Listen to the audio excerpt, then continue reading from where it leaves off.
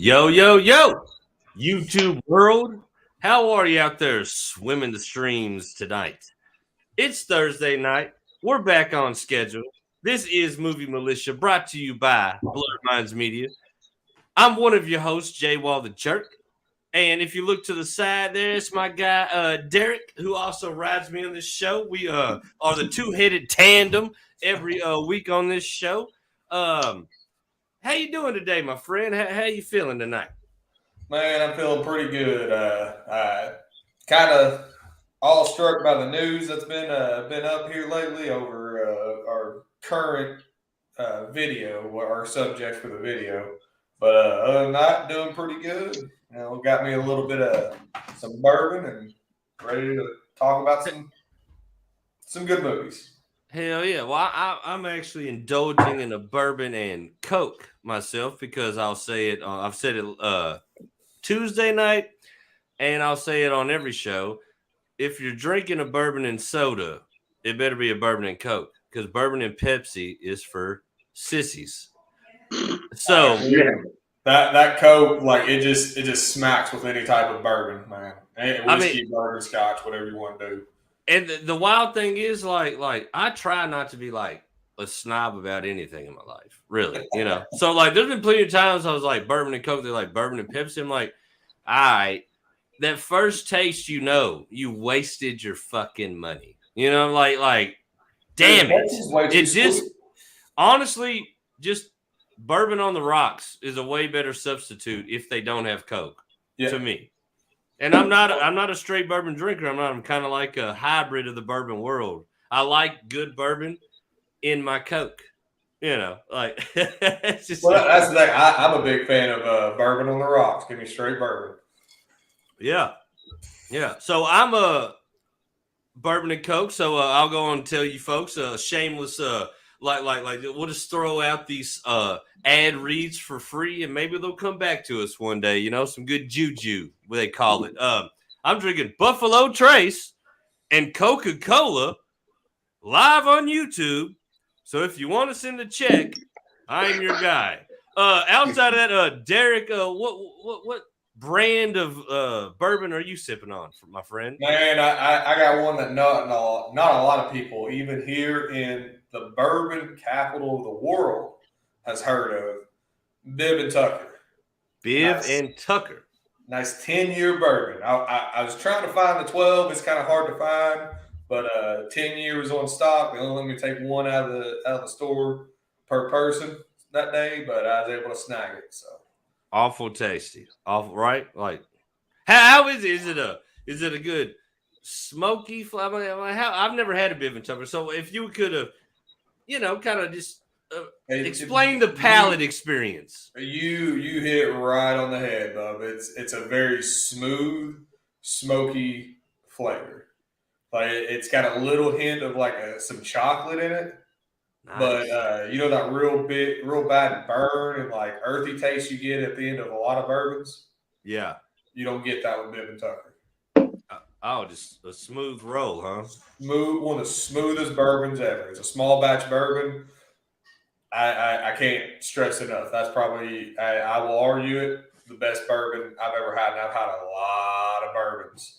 And honestly, just thinking about the taste and the palate, a bourbon with a smooth chocolatey-esque, cocoa-esque finish would pair very nicely. I could see where that would be a very delicious bourbon, actually. Where would you? I mean, so are you putting this on you? Like this is number one. No, number one. I'm definitely gonna have to get it. Maybe we'll do a little side shoot, a movie militia bourbon review show. I'm down with that. You know, maybe we'll do that.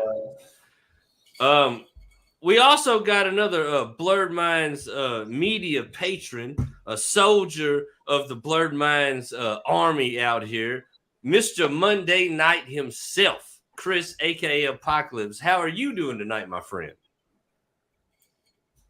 Dude, I went from waking up this morning with no running water in my building to my job fucking up my paycheck to eventually scoring a bag of weed, got a couple of beers, and now I'm rolling with the movie Militia. Okay, so it's been a roller coaster of a day. This has definitely got to be like we got the high point. See, high point. That'll show you the perseverance of a blurred mind soldier out here, folks. The day started off like shit. Complete catastrophe. No, I couldn't shit because there was no fucking running water. I had to wait till I got to work and shit. The day started off like a good dry shit, and then everything got fucked around. But look how my guy. This is how you win the race in life, folks. The day starts off shitty. Does my guy get in the fetal position and hide in the corner? No, he doesn't. Does he take to the social media to try to sell his disdain for life at the moment? No, he perseveres, and at the end of a shitty day, he ends up with sweet Chiba, a beer, and he gets to talk live streaming on a podcast. No, I mean, this is what I'm. 2 beers. 2 beers. I mean, you know what's better than 1 beers? 2 beers. You know what's better than 2? 4 guaranteed. So we're just doing simple math here, folks. We ain't no brain scientists here, no motherfucking astronauts. But plus, as a poker player, it is minimum to at least double up. You got to at least double up. I mean, there you go. For real. You got to double up. Speaking of poker, just for everybody on, I know Derek's busy as fuck right now at the day job. Well, at least that's what John Boy told me, anyways. Derek might possibly tell me something different, but I don't think John Boy's a liar, so probably he told me the truth. So yeah, y'all are busy as fuck, but it's looking like it's possible. Don't hold my feet to the fire. It's possible. There could be a house poker tournament going down right here Saturday night. I'll let y'all know if we actually book it, and if everybody's schedule allows it, everybody is invited. Even the viewers. You want to come lose some money, though, J-Wall and Louisville? Please bring your best. Just know my table is always tilted. No, I'm just playing. You're not the only one. Hey, you're not the only one that take a little money on the Texas Hold'em table. I mean, I got my stripes too, bro. Well, my friend, the invite is open. So we'll see. Yeah. If I take it down, we'll split it. I'll structure that not live on air, make sure we all get it going. But just while we are live, it's been a thought in my head. I know you guys know the game and play the game, so I just figured I would go ahead and throw it out a little early. You know what I mean? You know what? When I think about runs to the boat and shit, and something I haven't had in a while, a nice little house cash game like what you're describing, kind of taking it back to like when I first started playing. I haven't played in a game like that in a couple of years. You know what's crazy? You all and plenty of my other friends like enjoy the casino and don't always leave losers. I know my guy Derek, when he goes, he's got a decent percentage. He don't always get just washed. But I love playing poker. I love shooting craps because, as y'all know, on every show across the board on Blurred Minds Media, if you heard me, especially after a couple bourbons, I love to talk shit. I love a house game. This is my favorite way to gamble. My favorite way to gamble. Texas Hold'em, craps, spades, dominoes. I love a house game. No, you're not going to walk away probably with thousands of dollars if you strike lucky. No, not at all. You might walk away possibly a couple hundred at the best. Right. But I love the strategy of gamblers actually gambling against gamblers and not the house. Not the house. Fuck the house. Now, I've been to some house games where these motherfuckers thought that they lived in Caesars, but no, that's not the case, motherfucker. It's a house game. Quit being a bitch about it. But I just love because to me, if you think about it, that's college or high school basketball. That's high school football. That's the first titty you squeeze. That's the most organic way to gamble. You know what I mean? Like a house game. It's gamblers against gamblers. There's no casino. The table's not tilted, hopefully, unless the guy that owns the house is a piece of shit, which happens. It does. To be you. That happens to be you. So I mean, no, I've never cheated my own house game because No. I like repetitive business. You know what no, I'm saying? I'm busting balls, man. Hey man, Hey, I real- let you know I've run a lot of house games on blackjack. I can bring my spread up Saturday. I'll throw up a blackjack table right next to your poker table. Dude, You know what? I would love it. Like you ever seen the movie? Perfect segue, I guess, for the show we're trying to do. Movie show. Boiler Room. Yep. When he had that Yeah. house set up at it, like, to me, fuck the stock market, all the money, Vin Diesel, the phones, all that. That was the coolest part of the movie to me. Like your own house casino, and it was like a fucking for real casino. That was Hell cool. yeah. To me, that was the coolest shit part of the movie. I was like, I would have lived and died right there. I wouldn't have even considered the stock market. If I got my own casino popping off like he had it, to me, dude, like, you kind of made it already. You are Caesar. Right. You know? But real quick, when you was talking about, you know what I'm saying, like house games and stuff, one of the things that I really like dig about it and miss it, there's an intimate camaraderie there that you're not gonna get at the boat. Cause like so many people at the house game, y'all know each other. And then these people all kind of know each other. Like y'all associated outside of the poker table. You know what I'm saying? So you're playing against people you kind of know. And like I said, there's this intimate camaraderie. That's just the only way I can phrase it right now. I'm hyped. You can cut up with them. That's the thing. It's like there's already a pre-existing connection there, and you can cut up. Right, because like it's not just playing like next to some vet that's blowing his pension and on one side and a chain smoking like old Asian lady on the other side. You're actually playing with somebody that you have something in common with. You can bullshit, talk shit to each other, say the most dog awful stuff to each other, and you just, laugh and keep on going, keep on playing. And the beautiful thing about a house game is I don't know anybody well off enough to have an ATM machine at their house. So, I mean, more than likely, some motherfuckers will shoot to the gas station or some shit real quick, but more than likely at a house game, if you lose, you're not just going back to the well trying to get back even or still trying. I mean, you lost 10, 20 bucks. You lost 10, 20 bucks. That's it. You're not gonna get divorced over it. Your kids ain't gonna get new fucking shoes for school over it. I mean, it's more of an honest way of doing it. You know what I mean? Like not honest, but it's like you're not set up to you can spend every penny you have here tonight. No, it's 10, 20 bucks. You know what I mean? Right. No, and then another thing, we talking about a little food, some music, you know what I'm saying? Conversation. I mean, it's just stuff that you can't do at a casino. If you just want to sit down with some actual buddies, and gamble a little bit and play some cards. You feel what I'm saying? Just in that regard. Yeah. And that too is why I like it. I mean, it's not a lot of strangers. You and your buddies, you have a beer, you talk some shit. Maybe you hit depending on how many people you got. But I'm not even talking about a big house game. A regular house game, what do you get? Maybe $100, $150, $200 at the most. I mean, it doesn't take the old lady out for dinner tomorrow. I mean, just extra walking around money, cigarette, beer money. I mean, obviously right now, gas money probably. But But okay, I mean, you're not breaking your homie's back in his bank account. You're not making a whole bunch, but you're working on your craft. If you're a gambler, you're playing the game. You're being strategic, but nobody's really getting just fucked. That's what I like about it. And I feel like, honestly, even if everybody's very good at the game, I feel like I stand more of a chance to win at a house game than I do with I'm playing everybody at this table and the house, and the casino. It's like the sixth man in basketball. It's what I mean. It's like the crowd. It's like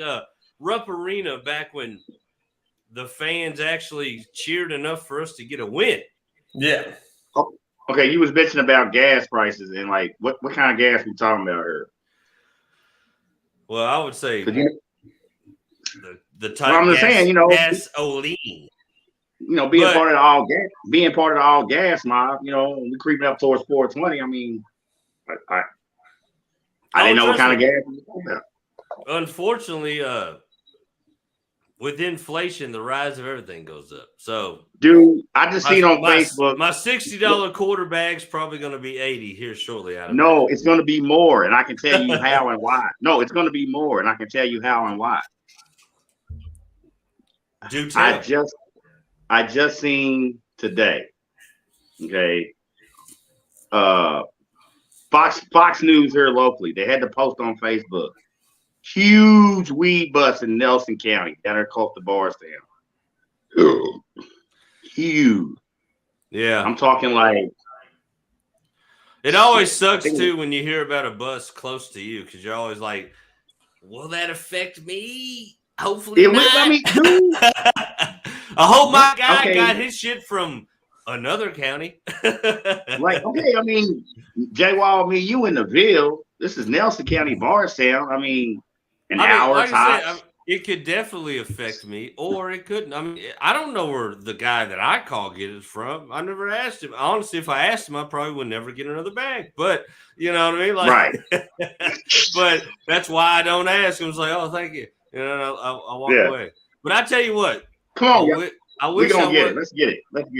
I wish when I was at the Caravan Comedy Club recruiting for Five Finger Fiasco that I wasn't so drunk at this point that I did not remember this dude's name. Because there's a dude there. And I was like, dude. How many dudes?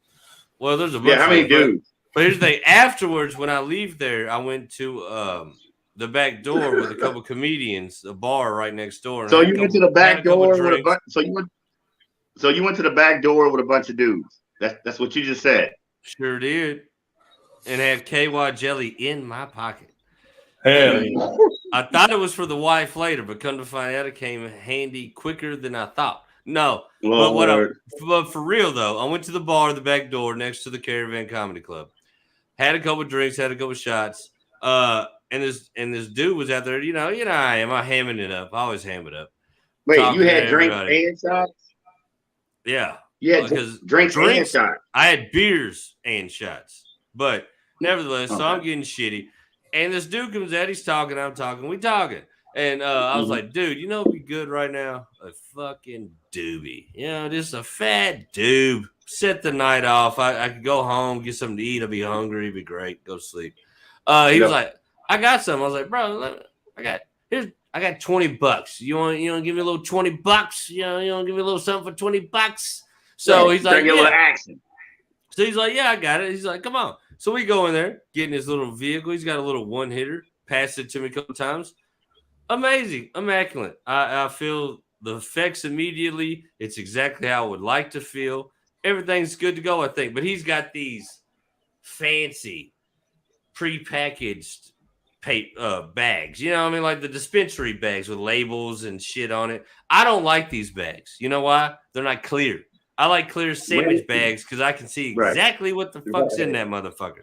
So lemon, sunshine, rainbow, bright Kush, He-Man. Like I said, the guy got me on falsely because he gave me a little something which could not have been what he sold me. Then I take the little satchel home, go home the next day, I pack a bowl, and it's like instantly I got this like black filth in my bowl. And like I'm looking at the weed, it looks like weed. It smells like weed, but it's like not burning. And the effect is not savory at all, like nothing. It's a nothing burger. I'm like, oh, this piece of shit got me on for $20. I was like, well, shit happens. I mean, you've been in the game long enough. It's not the first time it's happened. Probably won't be the last time. So I'm like, all right, whatever, fuck it. But my thing is this, like, I don't remember your name. But if somehow in the ether of YouTube you see this, just know that I know that you are an asshole. And that's basically all I got for you. Before we get into the topic at hand, I want to shout out our favorite troll, our favorite commenter, naked/hd.xyz, online shirts without clothing. They're always in our comment section. They don't miss me. I know you missed us last Thursday. Derek had some electrical shit to do at his house. I had some plumbing shit to do at my house. We were being men and we had to fix shit at our house for our wives and our lives. So, Hey, sorry, tell them we couldn't do a show. Tell them bros to stay on. Hey, bitches. But nevertheless. No, fuck that. I got this. Hey, bitches. There you go. Look. God, my guys got. Wait. Hold on. Wait. Sign it up. Bitches. Hey. If you want to troll, come get it, horse. All right, my bad, J-Wall. There you go. So Apocalypse is telling you to put your mouth where his money is. No. You put your mouth where my cock is. Simple as that. Fair enough. So, Naked HD, we always support you in all of your trolling, perverted efforts. And we actually have done it long enough to get you a valid customer. So you all can hash that out when we're done with this show. Because I do not want to.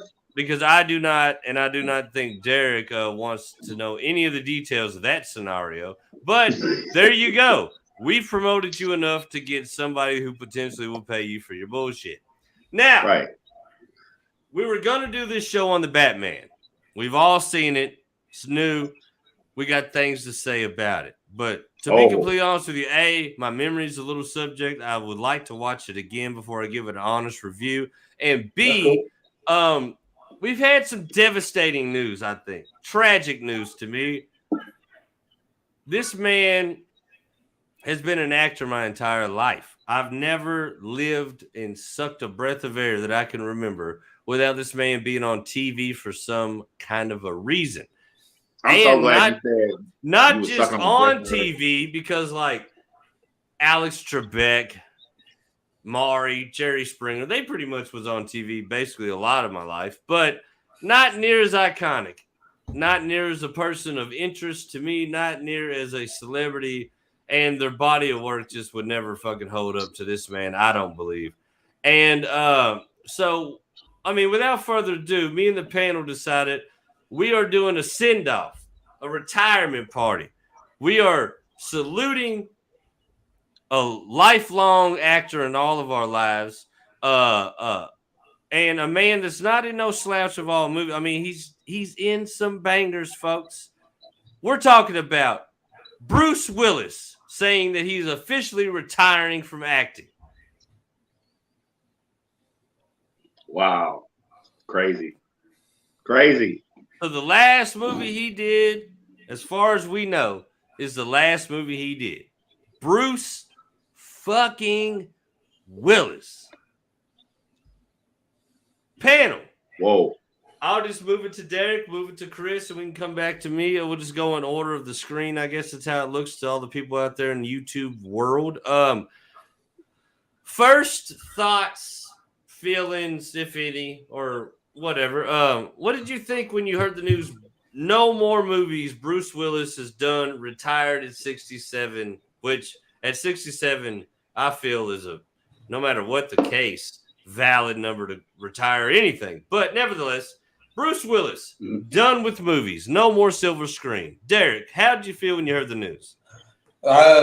Shocked, to be honest. I mean, death and all that shit's inevitable for everyone, but you know, Bruce Willis has been doing some films here lately. I figured he was in perfect health, but you know, hearing of this and what's going on, apparently he's been battling it for the past few years. Just hadn't talked about it. It was kind of shocking, to be honest. A legend has retired, pretty much. Yeah, absolutely. And I'm in the background here looking it up. Does anybody know offhand the name of okay, like Alphonsia or yeah, Aphasia. If anybody can pronounce that, that'd be nice. If not, we'll just we'll ring it. Aphasia.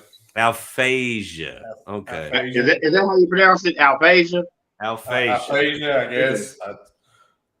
And from what I'm gathering, that's maybe a slightly milder or a offshoot of dementia in some fashion. Basically, I think it's just as devastating, but I think it comes from a different stem effect or something. Yeah. But it's pretty much dementia. Yeah, that's what I It's get. well, when I first seen the news report on ABC last night, and when they were, because I hadn't even, I'm like, how you pronounce it again? Aphasia. The funniest thing is that doesn't sound far from alopecia. And if you look at Bruce Willis's head and Jada Pinkett Smith's head, Dude, that would have made sense. I'm not gonna lie. I didn't want to bring it up. I did not want to bring it up. First time I heard about it, I was like, "Oh, someone's fucking with like trolling on it." But no, it was like, "No, he really is. It's like he's losing his mind and the function of his body." I'm like, "Oh, yeah, that's what it basically does. It's like his cognitiveness and motor skills." Yeah. So, like you said, it's like part dementia, part Alzheimer's. I mean, in a nutshell. Which, like you're supposed to be able to like. Apparently, what this does is affect your memory on language, like both speaking and reading. You lose all control of your body. How you spell that? Aphasia. Yep. Aphasia. That's exact. Look, my guy did that off the dome. I had to look it up. I would have been like, alopecia. Looking at one of the articles, to be honest. I was trying to pronounce it hard. So I don't think APH. What? Never mind. Okay, I got it. Like the continent, Asia. I got it. Yeah. Asia. Holy shit. Well, yeah, Al. Did he get that shit from a bat? I'm just saying, like when Derek told me how to spell it, I'm like, oh, the last part is like the continent Asia. That's all. No, I just had to throw out that. I mean, I know it. I can never pass up a good fucking bat virus joke nowadays. I don't know why. I don't know why it would even be in my brain. You know, I don't know why I would even think of things like this. But yeah, can't let it go. Outside of that, though, all right. So Bruce Willis. You know what's wild about like action stars and the way they do movies and makeup and CGI? Like when I heard that he was retiring because he had this illness, I was like, damn, it's fucked up. And then it was like at 67, I was like, holy shit. Bruce Willis is 67 years old. Yep. I got cut off again. Look, I had my TV on. I got an internet app. Derek was spelling out aphasia for me. I'm looking it up. There's a band called Aphasia. Damn. They must not be very memorable. Yeah, they don't know their diseases. Wait. They're a Japanese rock band. Nice. JD, the Godfather, in the building. What's up, man? What's up, big bro? How you doing, my friend? I would have been here sooner, but I had to catch the first episode of Halo. Oh, Lord, here we go. Yeah, there we go. It's gonna be a hell of a series. Here we go. Is this Halo like the game? No, it's Halo like the game, but they made it a movie. They made it a TV series. Oh yeah, but like Halo the game that was on Xbox. Now it's they made a show about it. Yeah. Now it's a TV. Now it's the TV series. It aired tonight on Paramount. I have very strong feelings about this. I really don't want to get into this conversation. Well, we're gonna do a Halo show very soon, because obviously we got some smoke on this motherfucker. I'm gonna, as they say, shit on the show. Well, stay tuned, folks. More to come from the Halo show. But how'd you feel, JD, when did you hear the news about Bruce Willis? Yeah, I caught it. I caught it the other day, man. Damn. So I just heard it today. That's why we decided to promptly do a show, because, not only are we trying to do quality content here at Blur Minds Media, we like to surf the grift. So Bruce Willis retiring from early 80s up until, I guess, a couple of days ago. What did you think when you heard it, man? I mean, it's kind of an iconic guy to just be like, can't do it no more. You know what I mean? Yeah, I mean, we all get. I mean, everybody gets tired, and the man's got an illness, man. So I mean, Yeah, that's I'm pretty wild. sure I'm pretty sure his pockets are a long way from empty. Oh yeah, And guaranteed. I mean, shit. I mean, if he feels like that's what he want to do, I mean, he gotta take care of himself too, man. And he probably realized that at his age. You know, Bruce don't look. Most people don't realize that Bruce is that old, but Bruce is up there. That's what I said right before I patched you in, bro. I was like, I heard about him retiring. I was like, damn. And then I heard about his illness. I was like, that's fucked up. And it was like at 67, I was like, damn, I didn't even. I mean, it makes sense, obviously. I mean, fuck, the guy came out in the early 80s. But I just, you know, like as you go through time and you see him in movies and the makeup and the CGI, and they always kind of make them look how they always looked. You know what I mean? So like when I heard 67, I was like, fuck, I didn't, like, it didn't never register that Bruce Willis was that fucking old. And not shitting on him into that age, but it's just like, damn. Like, you know, I mean, you see the motherfucker jump out of a movie. 67. You see him jump out of a moving train, chase some terrorists down, shoot some people, say some funny shit. You never think he's 67. You know what I mean? Like, No, hell no. like Hell when you no, can see but I movies mean, like The Mule and look at Clint Eastwood and be like, yeah, he's definitely old as shit. But like Bruce Willis don't really look 67 to me. You know what I mean? Like Clint Eastwood looks old, but the Bruce thing of it Willis is, really you got don't to to me. realize, Clint Eastwood probably got Bruce by probably 10, maybe That's what I'm 15 saying. years If Bruce Willis is 67, easily. Clint Eastwood got to be close to his 90s, if not in his I'll 90s. I'll tell you the movie. I'll tell you, I'm 52. I remember being a teenager watching Bruce Willis as a young man. Yeah, that's what I mean. I was a kid, probably between 9 and 12, watching Clint Eastwood do cowboy movies.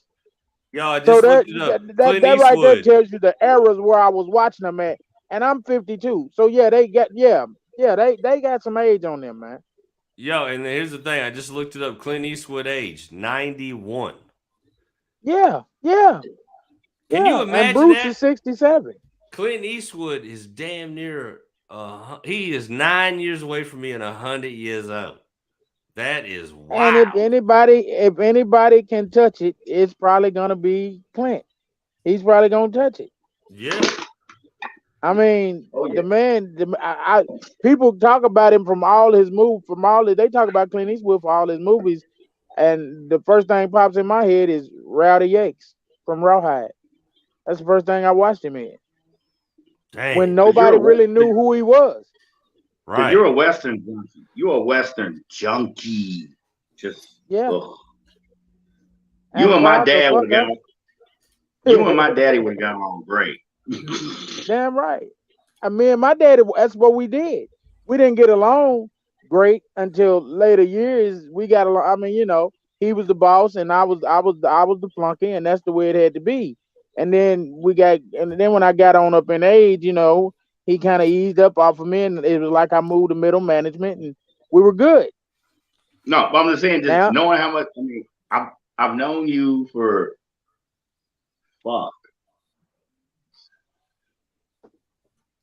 25 years, JD. At least. No, no at least like 97. No, you're right. That's exactly what it is. Because the kid was 2 years old when I met you, and she's 27. And what I'm saying is, my old man was a Western junkie. Okay, I watched a lot of it, but I'm saying my old man. I'm telling you, and my old man. Oh my God! Plus, he would have had you drinking Maker instead of 7-7. But hey, man, let's not knock the old school liquors. Oh my God, J Wall, listen, like a little while, like when me and JD really first started running together, like tight, right? So this is about 3 or 4 months after we first met. For 2 years straight, y'all, this motherfucker had me on 7-7 Seagram's. 7-7, and it was damn good. Non-stop. We need to return to the old school Yeah. and do a Seagram 7 night. It's a Take J Wall 25 with us. year. Get him off the bourbon. You know what's 25 year crazy? anniversary. When I think of my old school years of drinking, it makes me Uh-huh. It's always been it, bourbon. it makes my hand shake of how disgusting it seems now. Yeah. I'm talking. Why is it disgusting now? There was a time in my life where,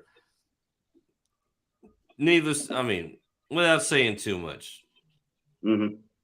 money grew on trees, and for some reason, at that point is when I spent the least amount of money on liquor I ever have in my life. And I'm talking about a handle of Pepe Lopez and a motherfucking 6-pack of 211 Tall Boys was a every other night grocery stop at a point in my life. Mm-mm. So, Mm-mm. bro, I'm Who telling makes you, my 211? Is friend. that Steel Reserve? Oh yeah, we called it in Lexington, Kentucky, diesel fuel. Lord, That's exactly what it is. Get your motherfucking engine running real quick. Damn right. Look, all I the was way just to the in the cage. store.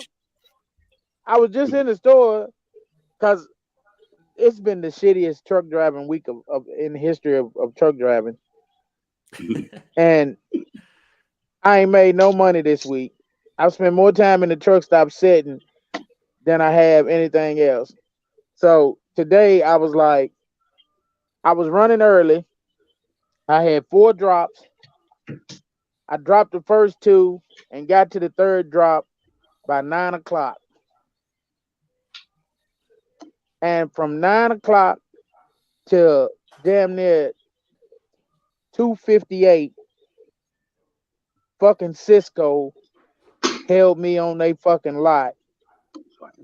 And I couldn't drop my last drop. So I got to take it and drop it in the morning at 8 a.m.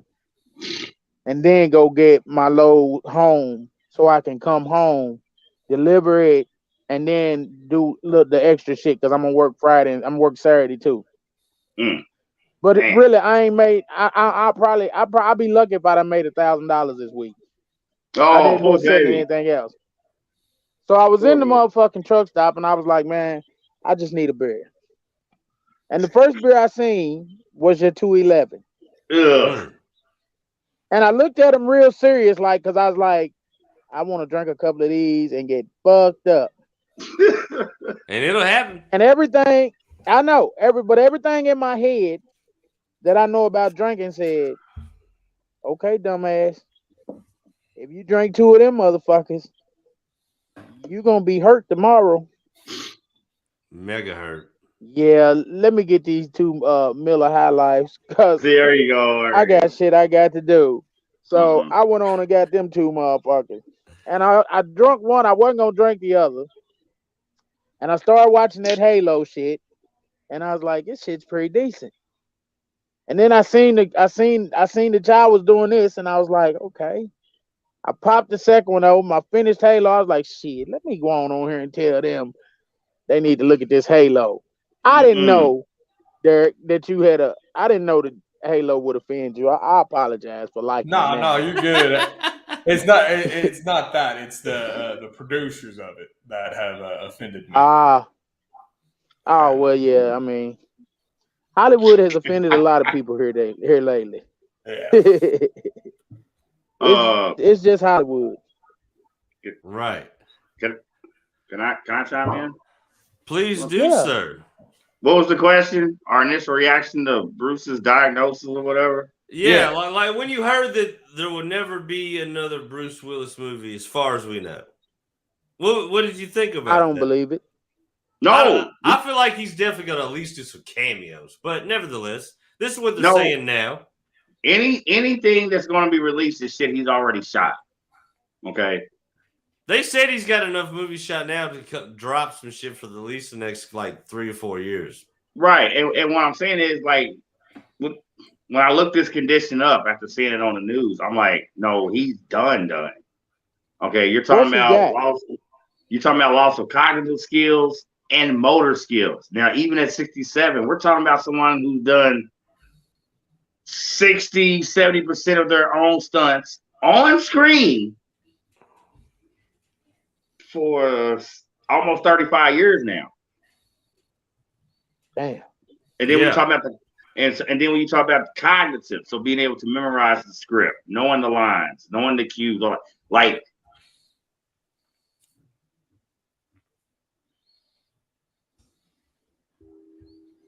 I think he froze up. I was about to say, did he freeze? Hey, freeze face game. What is he saying right now? Derek, go. Man, that I popped out again. Not frown was he was upset. I popped out again. We know. We were setting you up for a game of freeze face. No, I don't fall with a freeze face. You know what I'm saying? But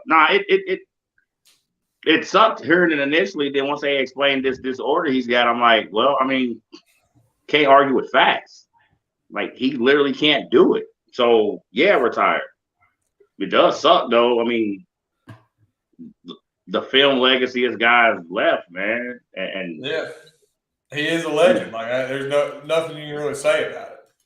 I mean, we're not talking about no. Like the funny thing is, like, we have no problem on any platform on this goddamn network of shitting on a motherfucker if we ain't feeling they shit, or if we think they're ass, or they're overrated, or they're just whack in general. Yeah. This show here, to me, now, like I said, I can't speak for my people. I put together a band of free thinkers, and we just try to corral that shit into some couple shows. But whoever says whatever, hey, yo, ain't no referees around this motherfucker. But there's no way I could disrespect Bruce Willis. Bruh, I've grown up with Bruce Willis. Like, his first say, what was the show he was in, the first show he did that hit big, Chris? What was it called on TV where he played the detective or some shit? It was a comedy, wasn't it? Yeah, it's like, hold on a second. Let me see what the fuck this shit is. Act like I ain't got Google in front of me or something. I was about to say.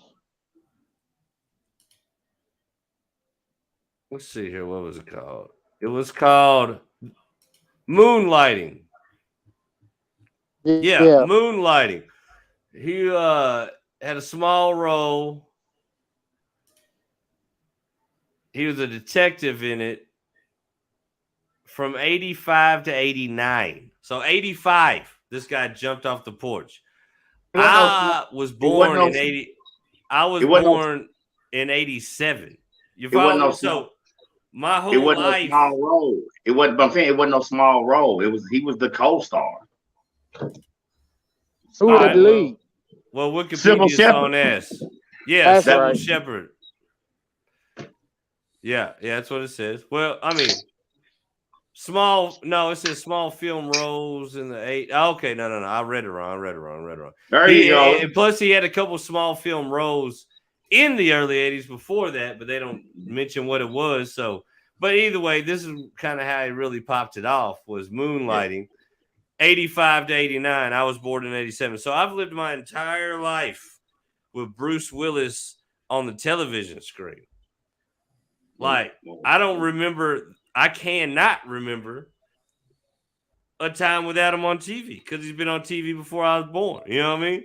It's wild to think about him never doing a movie. Like, even when you look at something like the straight to DVD style, like, never got a mainstream push joints, like the shit had kind of been dropping here lately and over the couple of years, that just randomly end up on some of the streaming services. You know what I mean?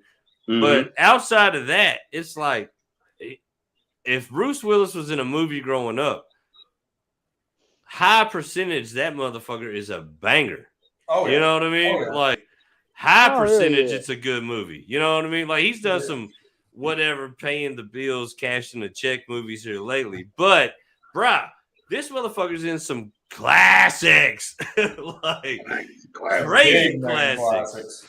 You know, like, this is not like some random ass whoever retiring from acting. This is a juggernaut in the game. All right. You know what I mean? So, one thing. So when you talk about that leap We've seen it 1,000 times. A lot of TV stars when they try to make that leap to feature film.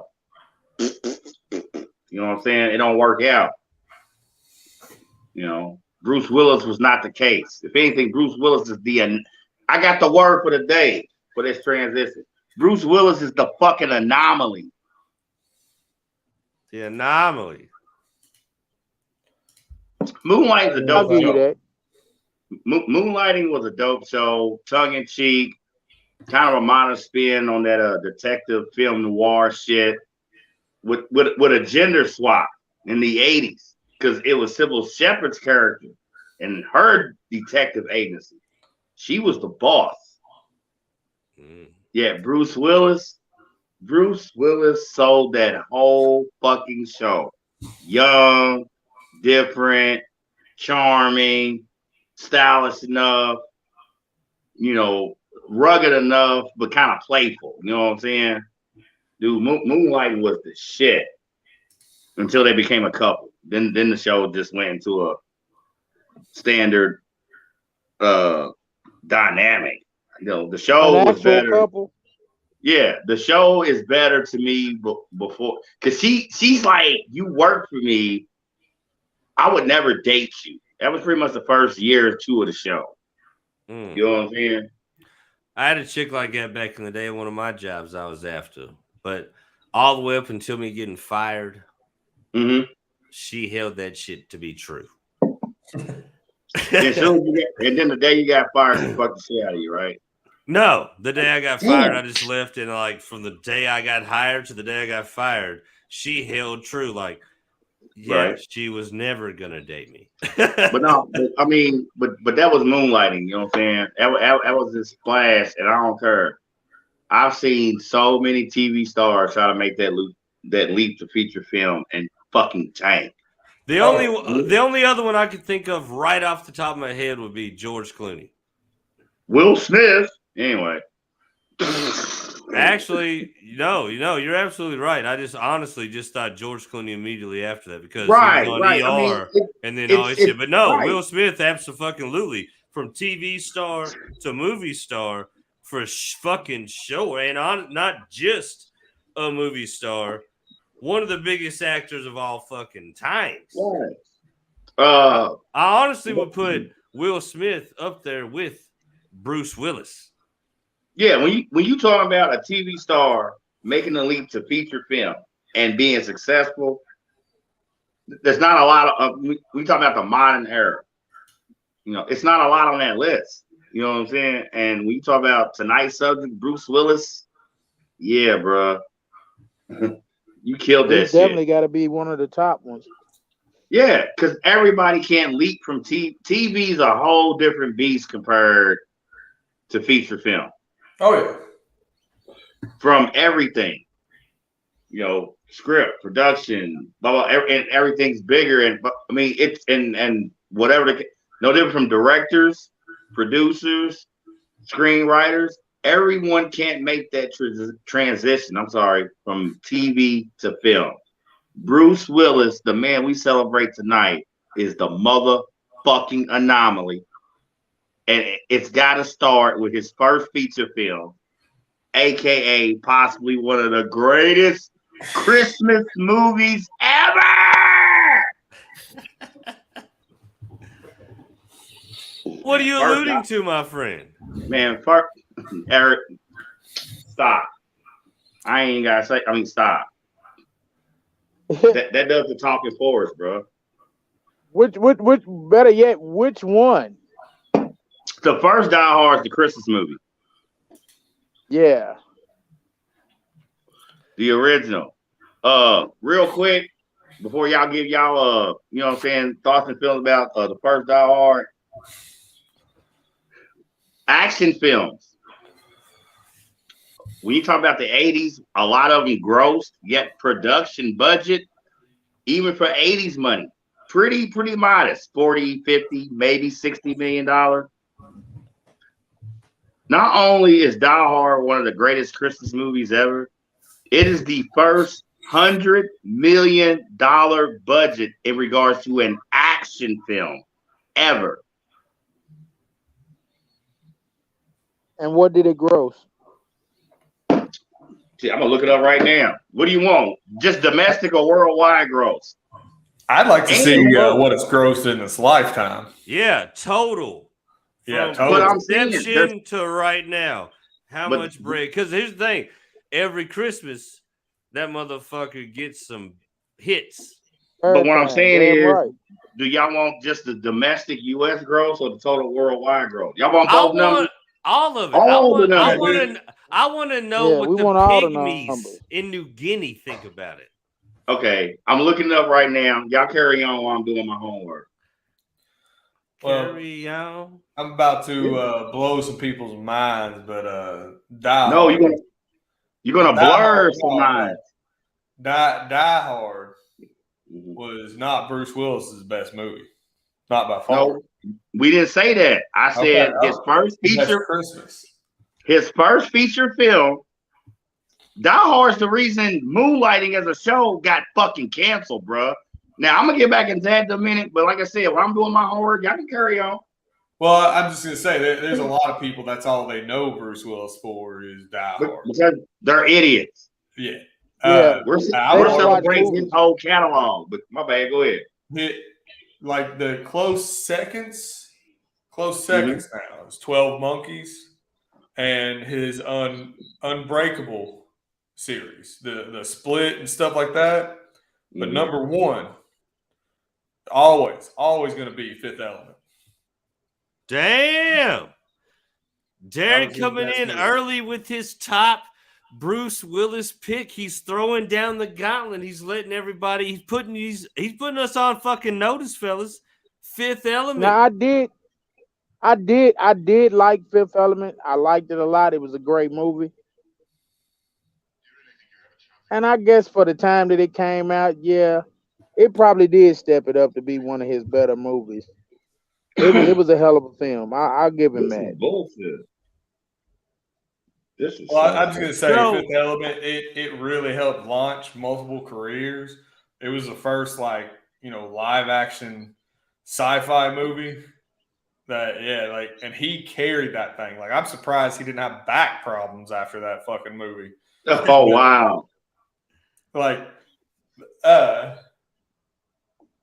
Chris Tucker, I say he was fucking amazing in it as well.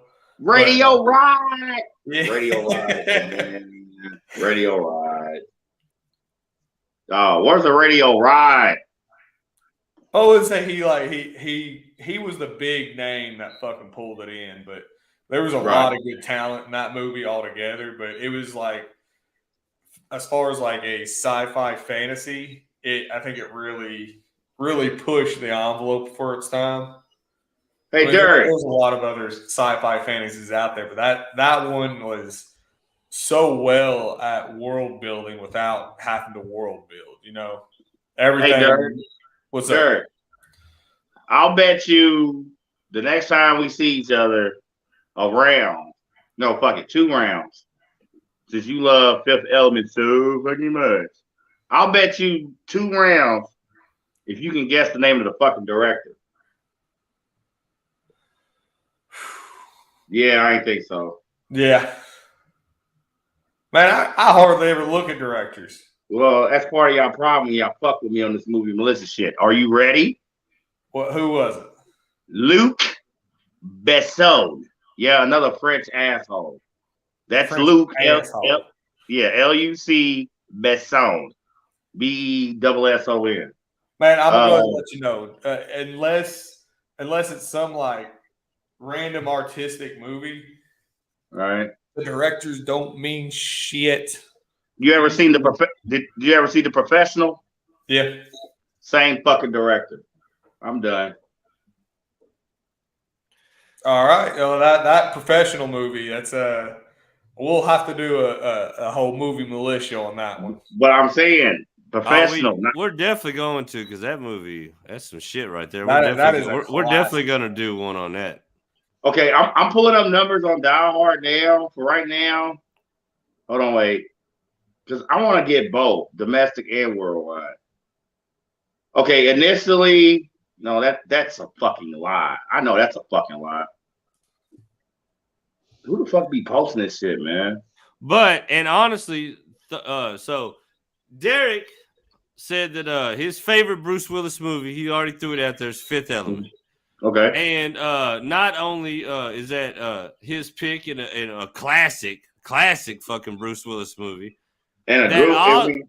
I'll also go ahead and throw it out there that that's a pick that brings one pick for the MFK segment of the show. Mm-hmm. So everybody just keep that in your back pocket. Keep that in your hat right now. When we run the Marry Fuck Kill segment this tonight, this is going to be one of the mentions. So just keep that in your head, fellas. Just so you know, she is the one that made me love redheads as a kid. When I was watching that as a young teen, I was just like, something's going on in my pants, and I don't know what's going on, but I'm enjoying it. Mila Jovovich, for real? Dude, her as Lilu? She's the reason I like the Fifth Element. She was hiding that motherfucker. I was like, damn. Hey, one of my favorite lines comes from that movie. I've actually said it to a cop. Whenever he has his hands on the wall and they're doing the screening or whatever, and they ask him like, is some other name that he got switched out with? He goes, no, sir, I'm a meat popsicle. I've popped off with that at a cop before. It's like, right? They've asked me my name. I'm like, no, I'm a meat popsicle. They don't find it funny, but I find it quite enjoyable. Right. As far as her, man, that's one of the my favorite parts of the movie. Like her trying to assimilate to our language and culture and learning how to speak. It's a total spin on Fish Out of Water, Stranger in a Strange World, whatever. Oh yeah. And she does. She nails it. If you're gonna have a favorite Bruce Willis movie that's not Die Hard or anything from that series, Fifth Element, great choice. I can't front. Dude, I'm telling y'all, if y'all it almost undid my number one pick, but like the Split series, Unbreakable, and stuff like that. Right. Oh my God. That was a masterpiece for him. That was really out of his element. And element. Yeah. But I mean, he did. So are you saying that was his sixth element? Lord. Those series. I mean, him with Samuel L. Jackson, him with God, I cannot remember that boy's name. James McAvoy. Yeah, James McAvoy. That's it was like. Is that the guy? Is that the Split guy? James McAvoy? Yeah. He's a fucking hell of an actor, bro. Yeah, that talent was just stacked in that movie. And it was amazing. They all worked really fucking well together. Dude, to me, I think at this point in time, if you really go back and look at this man's body of work, which I think we're going to do another show like this on this guy, I think, before the retirement. Right. But if you look at, I've said it before and I'll say it again. Samuel L. Jackson's body of work is pretty fucking nice, man. He's played in some serious fucking movies and he's played some big time roles in them. Yeah. There's movies I couldn't even fathom watching without Samuel L. Jackson being in them. Hey, y'all. Hell yeah. Yeah. I got the numbers. These numbers are skewed as fuck. Well, let's get the best the internet's got to offer tonight. Fuck them. Dude, they got the budget for the first Die Hard fucking wrong. They got it listed at $28 million. Anyway, domestic, around 150. Die Hard 2. Oh, wait, these are opening weekend 21. Domestic total for Die Hard 2, $117 million. 239 worldwide. Die Hard with a Vengeance. Quietly, I mean, if there's a Die Hard movie that's better than the first one, it might be that one. When they brought it up. Matter of fact, real quick, stop right there. Let's go. I'll start the round robin. We can go any direction whoever wants to chime 1, in. 2, 3. Let's There's five in the series. Let's say real quick. Favorite Die Hard movie out of the series. I'll go first. Go ahead. Since you already alluded to it. It is definitely, and I just said it anyways, Die Hard with a Vengeance. The third Bruce Willis, Samuel Jackson. Right. But I just fucking said it. Dude, incredible. Like, honestly, it was so much better than the second one. It kind of fucks up the usual trend of sequels in a lot of genres. Not all, but some movies, the sequels, as we know, get progressively fucking shittier, especially in the action genre. They start just looking at just stabs, like just handouts for checks is what they look at the end of them, you know. But going from the first one, which obviously set Bruce Willis off to the stratosphere, yippee-ki-yay, motherfucker, every Christmas from here on out, we've all watched it. Right. Iconic. But to me, out of the series, that one right there with a Vengeance, I think it topped the first one and was way better than the second one. I mean, the action scenes, you know, like the fucking all the stunts and the explosions was bigger, crazier. It was just, to me, it was great. And Samuel Jackson, to me, played a good yin to the yang of Bruce, like two incredibly phenomenal assholes on screen, battling it out together the whole movie. You know what I mean? Like, I thought, to me, that's my favorite. I'll shut the fuck up. Derek, your favorite Die Hard? Well, I said Derek, but anybody wants to chime in. I will just put this out there real quick. I'll be real quick on it. The first Die Hard, and that's mainly because him and Alan Rickman, they were amazing together. They played so well together, and that's Hans Gruber. Yeah. That's mine. I like Alan Rickman as an actor, and I think he did a great job, like just launching the series. Nakatomi Plaza. All right. Well, Derek says he's going straight in with number one. I picked 3. JD, what you think out of the Die Hard series? Which one was the one you thought was the dopest out of them? I like 1. 1. Got I 2 like for 1. 'Cause, I mean, the Christmas movie was good, but yeah, 1 did it for me, but simply because it was like the action, the criminal was better in 1 than any of the rest of them. I was like, okay, your adversary is up to par. Yeah, so, Alan Rickman 1 was it for me. Yeah, Alan Rickman was a monster in that. So yeah, I'm gonna go with 1. 1. Okay. All right. So where are you landing on an Apocalypse? What's your favorite out of the Die Hard genre? Still to this day, I'm torn between 1 and 3. Nice. Still. Because, I mean, obviously 1. And y'all know how I am with a lot of shit. Don't nothing beat the original. You know what I'm saying? You know, that's the foundation.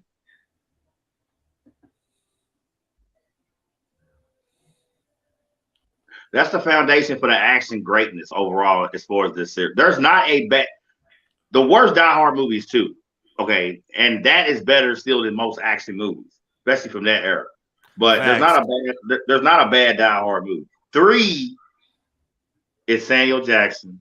I love Jeremy Irons as Hans Gruber's brother. While an obvious plot line, I mean, he nails it. And as somebody who used to live in New York,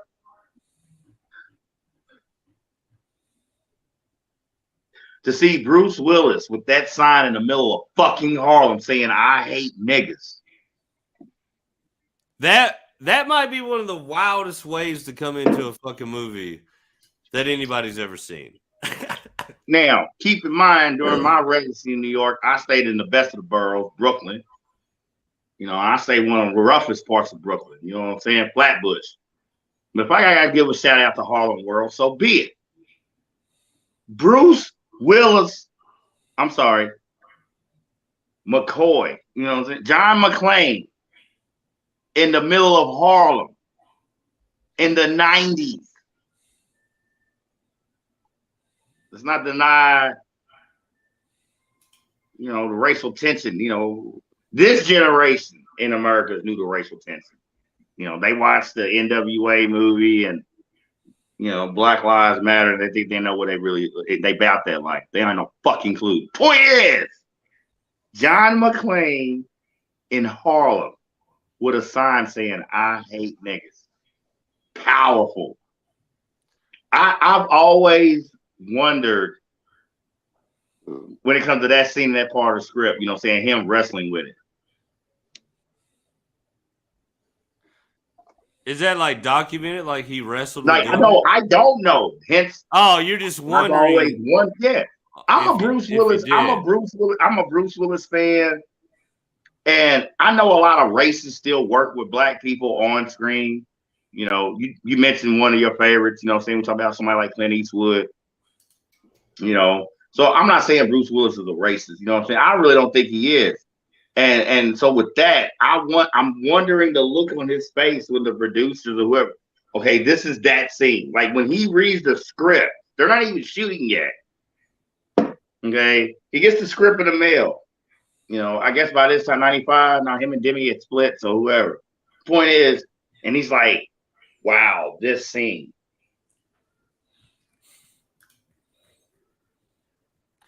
You know what he probably did? He probably called his agent like, "Hey, man, I don't know. Call Sam Jackson's agent." Yeah, exactly.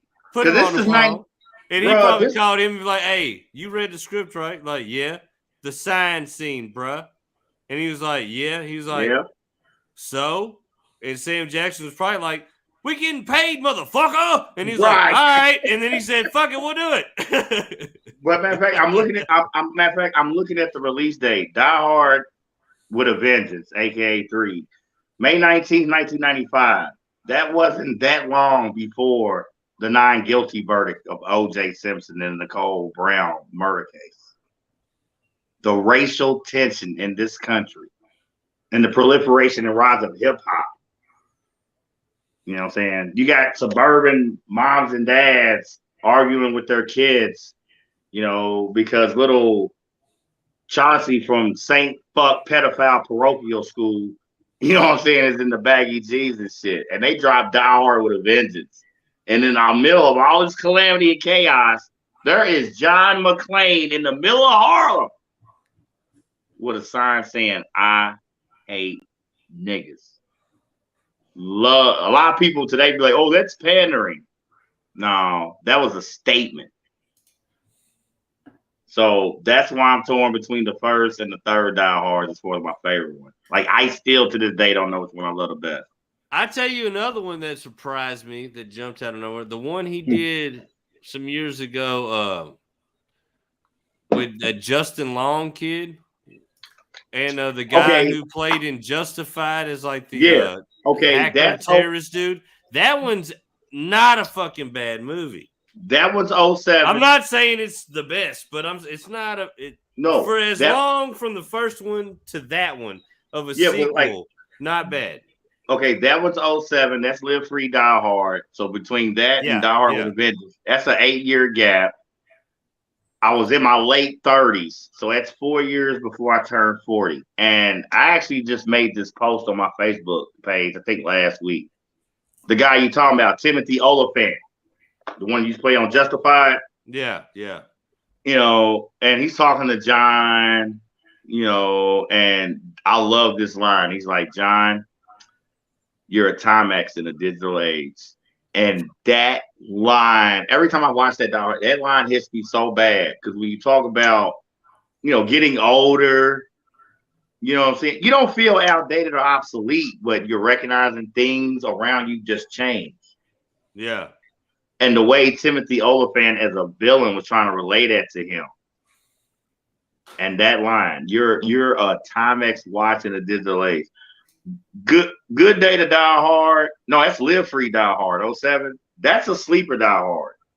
That's what I'm saying. Like, I'm not gonna say I'd put it up there with the upper echelon of the franchise or even Bruce Willis movies, but for as long as it was from the last one to that one, and really having Justin Long as the guy who's riding that next to hacker. one of the baddest motherfuckers we've seen in movies since the 80s. And he was it was not a bad movie at all. I thought it was decent. You know, I thought it was good. I love their character dynamic, bridging the gap as far as generations. You know, McClane's this old school battle axe of a cop. He's this super hacker mode. You know what I'm saying? Yeah. Hacker motherfucker. And I just, let's free down. I wasn't mad at it. You know what I mean? Mm-hmm. I guess. What you got to say, Derek? My fault. Oh, no, you're good. I'm just actually listening. I've seen the first Die Hard a lot, and I've seen all the other Die Hards, not as much as the first one. I'm just taking in this information. Like, it's, I'm learning. That's crazy. That's the crazy part about Die Hard, man. If they announce tomorrow that they got a new one coming out, that's the crazy part about that series. If they announce tomorrow they got a new Die Hard coming out, every one of us is gonna watch that movie. Guaranteed. It was all just because we're gonna watch it. Now, if they announce and say they got a new Die Hard coming out and Bruce ain't gonna be in it, we're gonna watch it, but not with the enthusiasm we would if he was in it. Right. We're gonna watch it, but knowing me and knowing Chris, we probably gonna watch the motherfucker with just looking for the shit that we can bitch about because he wasn't in it. Well, we'll watch it because of what they call it, J-Wall. What do they call that shit? Hold on, y'all. Brand recognition. Because Die Hard's a brand. It's a series. Yeah. You know, we're gonna watch it. You know what I'm saying? Can you imagine that now? Just thinking about that, the day that they decide years down the road that they're gonna reboot Die Hard and there's gonna be another John McClane. Like, what the? It's listen. It's like you know it's gonna happen. Yeah, it's gonna happen. You know what I'm saying? But and another thing. When they came out with the TV series Lethal Weapon, I was like, "Yeah, that was trash, bro. That was trash. Yeah. What the fuck?" And another thing, we talk about the first Die Hard. I mean, you got this huge action, adrenaline fueled bonanza, and it's a fucking Christmas weekend release, not the traditional summer release. I'm gonna have to look it up. I believe the backstory on that was when you talk about studios pushing releases back, possibly they went over budget or whatever the fuck it was. But the fact that an action movie was a Christmas release, 1988. Do you really want to go to the theater and watch another family-driven fucking Christmas movie? You want to watch fucking Die Hard? Do you want to watch Bruce Willis save the hostages, take out the terrorists, and save his fucking marriage? That was the one Christmas weekend where Hollywood looked out for the fathers. Yeah. They're like, we're going to give y'all a movie this year. Fuck Rudolph. Yeah. Fuck a rom-com. Right. We're giving y'all action and yippee-ki-yay, motherfucker. Yep. Dude, that movie's... What do we all agree on?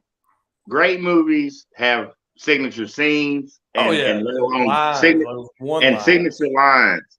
You know, when he shoots at Reggie Van Johnson, the dad from Family Matters. That Die Hard is basically how he got the role for Family Matters. Welcome to the party, pal. Great line. You know what I'm saying? And then of course, I mean, everybody know about Yippee-ki-yay, motherfucker. That line is the movie. Oh, yeah. And that's the thing. When you're an actor who's been in big time box office movies, but you're in one of them movies where timelessly you have one of these phrases like, I'm your Huckleberry, yippee-ki-yay, motherfucker. Like, that's honestly not just one merit, I mean, at all, but that kind of puts you to always in people's mind as like a top upper echelon actor because you always fucking hear it. You always remember it. It's on T-shirts. It's a coined phrase. People say it after they hit a shot in cornhole or fucking score on somebody in Madden or what the fuck ever. You know what I mean? Like it's Yeah. always going to be a thing. It's a pop culture at this point. You know what I mean? Where's Pop Culture Yoda? Pop Where's he Culture at? Yoda. It's a rapper signed to Blurred Minds Media coming out soon. Look out for But that. I'll tell you what. Pop Culture Yoda. Hey, panel, real quick. Yippee-ki-yay, motherfucker, is not a catchphrase. It's not a slogan. It's a motherfucking mantra. It's a way of life, man. That shit is ingrained in multiple generations. Listen, first Die Hard is 1988. 34 years, man. Fuck it. I like to round up. 35 years next year. Next Christmas weekend will be 35 years to the day of the original theatrical release of the first Die Hard. Somebody's probably got a TikTok of their 1-year-old right now talking about yippee-ki-yay, motherfucker. Guaranteed on one of them old school camcorders with the VHS joint. No. Absolutely, they do. No. Someone had a TikTok over just this past Christmas. Oh, yeah, but no, I'm saying somebody's got one from 88 of a 1-year-old saying that shit when his dad was watching that shit new on the camcorder, and now they got TikToks with kids. That's what I'm saying. That motherfucker, that saying has crossed generations. Okay, so here's the situation. It's that, you know what I'm saying? And that's that kid's first words. Not mama, not dada, yippee-ki-yay, motherfucker. Because Die Hard came out in 88. Year later, it's on home video. Baby's probably talking by then. Do the math. Simply saying. Right.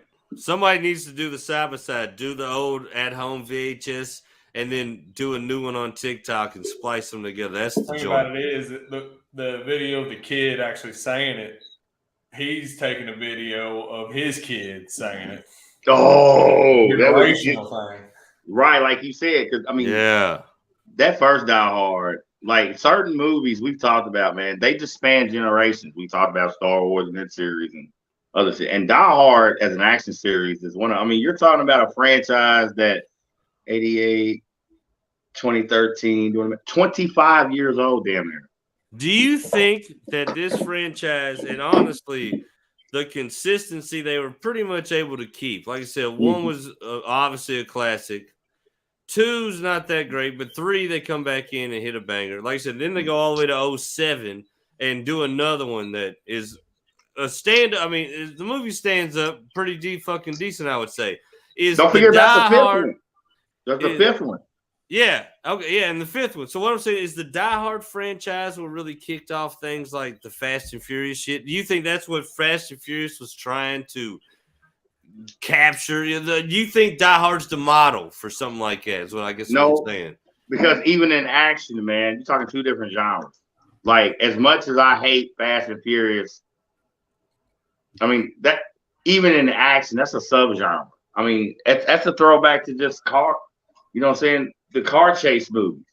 Go watch Steve McQueen Bullet, 1968. Well, I don't mean like they crafted the actual movie off of, but I'm saying like as far as a action series with multiple sequels, but sequels that could like still like ramp it up and not just go stale and die off. I'm saying, is that the model that like a Fast? Because like honestly, to me, Fast and Furious 1 is a dope ass fucking movie. 2's trash. Tokyo Drift is pretty much fucking trash. And then I think once they introduced The Rock in that first one, I felt like they hit another solid action movie. And then they had another one that was a decent act. I'm not saying they're great or nothing, but I'm saying they had some that were complete fucking nothing burgers. And then they had some that were actually like, okay, well, that's better than those 2, you know? Like, so I'm saying is like, do you think Die Hard set the trend for multiple action movies over a span of years? And even though if you have one that comes out that's not a success, you can come right back on one that might be a banger or better than that one at least. Well, to me, you're playing off that name. Yeah. Well, to me, to answer that question, it's a 2-parter. It's between that And you got to remember the previous year, 1987, the year before the release of the first Die Hard. When you talk about the first film in an action series, that's the release of the first Lethal Weapon as well. So if I had to say, I would credit both those films and their series. If you want to talk about laying groundwork down for an action series and Fast and Furious. Yeah, that's what I mean. Because obviously, you know, like the setup, I mean, one of them's a cop movie, one of them's a car movie. But as far as just the longevity and still being able to drop a franchise, I would credit, well, like I said, chronologically, Lethal Weapon. And then Die Hard. Because, like I said, first Lethal Weapons, 1987 release, first Die Hard, 1988. And, dude, honestly, now thinking one good series. Let's go with it. I mean, Lethal Weapon got 4. I mean, speaking of, and honestly, definitely in the action and like action comedy. So, like, Beverly Hills Cop. They ran it out. Honestly, if you think about that, those sequel action movies that come out in the 80s, Die Hard, Beverly Hills Cop, and what was the other one? Lethal Weapon. Dude, if you think about that, like, the 80s was really putting out some bangers for action movies. Like, damn, like, if you just think about that span and those 3 movies by themselves coming out relatively around the same time, like, shit. Like, those are classics. Here's what happened to action movies in the 80s. Long story short. Studios got smarter. You can't just blow up, sit and have shooting and get people in the seats, okay? You know, a script might fucking matter. Characters the audience will care about might matter. You want people to root for. You want people to boo for. The boo-ette, you know what I'm saying? And I always credit these 3 films. And it's 87 and 88. First Lethal Weapon. Okay. And then you talk about summer of 88, the original Predator. And then Christmas weekend that same year, 88, release of the first Die Hard. To me, those are the 3 greatest action movies ever. You know, and not only that, you got billing. Think about Lethal Weapon. It's Mel Gibson and Danny Glover. Yeah. We're talking, what do they call it, Derek? What's the word I'm looking for? Thespians. Okay. Yeah. I honestly haven't thought of it that way, to be honest. I mean, when you think about Lethal Weapon, if you knew Mel Gibson and Danny Glover's filmography up to that point, these are the last 2 motherfuckers you think would be in an action film. And not only that, a big budget action film. This is when the big budget action film started. And you wouldn't expect them to work so well together. Like, it was just... Well, I mean, when you're great... No, because when you're great, you're going to know how to work together. Yeah. You'll figure it out. I mean, that's the thing, though, is like, yeah, you can work together, but is there that chemistry? You know, that special something that you really don't have to, like, talk about it. You just run with each other. Right. There's a... and that chemistry's right, because honestly, when you watch those Lethal Weapon movies especially, you could tell either Danny Glover and Mel Gibson were such good friends that they could play off each other great and had a good banter, or Mel Gibson for real pissed Danny Glover off on a daily basis because he sold the fact that he couldn't stand this motherfucker, especially in the first one. You could almost look at Danny Glover's face and be like, he wants to smack the shit out of Mel Gibson. It was palpable. Like you could feel the fact that he was like, you could tell he don't like this motherfucker. So either their banter and their playfulness was good enough to pull that off, or he for real didn't like Mel Gibson in the first one for sure. All right, y'all. We got to start, going into like phases of Bruce's career, some other movies. Let's go. Oh yeah, we are. Yeah, we come out of down. We come out of down. Because I got one for you, Jay Wall. I told you. Well, I didn't tell you the name of the movie earlier, but We going into the 90s. You good? Oh yeah. Well, y'all good. finish it up, man. I got to go to work in the morning. I got to go sleep. All right. All Well, I right, tell you, Past my bedtime. Be good, be safe, I bro. catch always, I man. tell I you, catch up with y'all on the weekend. all right, Okay, man. deal. Later. Can I I grind tell my weed on her? I guess I can. I'll be rolling weed on I her. mean- I smoke weed on her. Yeah, you do whatever you want to on there, my friend. What's I'm stopping gonna you? get an indictment by the end of the month. All right. So I say this is what we do. I Okay. got to take a pee break and make What me a the drink. fuck? So this is what we're gonna do. We're gonna Peacock run, commercial. dude. Chill. I'm We're sorry. gonna run an ad, and then Okay. after I'm gonna fill my drink, and then I say we're gonna go into we're just gonna rifle off the list of Bruce Willis movies, and then as through there we can if anybody's got one that they really want to talk about, we'll get it in, and then after that we've already heard Derek's all-time favorite Bruce Willis, which is Die All Hard time. 1. Then we'll hear Apocalypses, and I'll drop mine. And Okay. I think we'll end her off with a probably a Mary Fuck Kill, and we'll get out of here. Hell yeah, sound like a plan, bro. I love when you put it together, J-Wall. All right, here we go.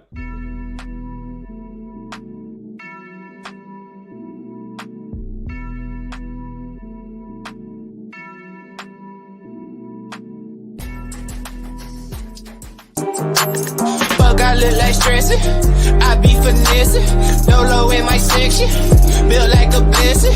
Fuck, I look like stressing. I be finessing. Got my muscle flexing. My money stretching. Yeah, ain't shit sweet, ain't shit funny. You're all a bunch of fucking assholes. You know why?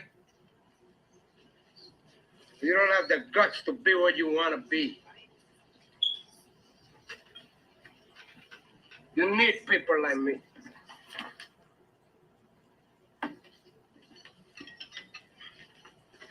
You need people like me so you can point your fucking fingers and say, that's the bad guy. So, will I make you good? You're not good. You just know how to hide,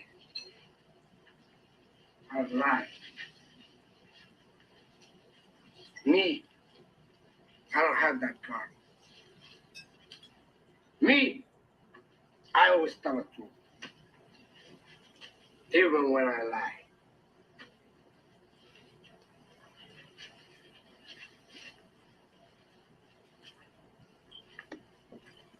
So say good night to the bad guy. Come on.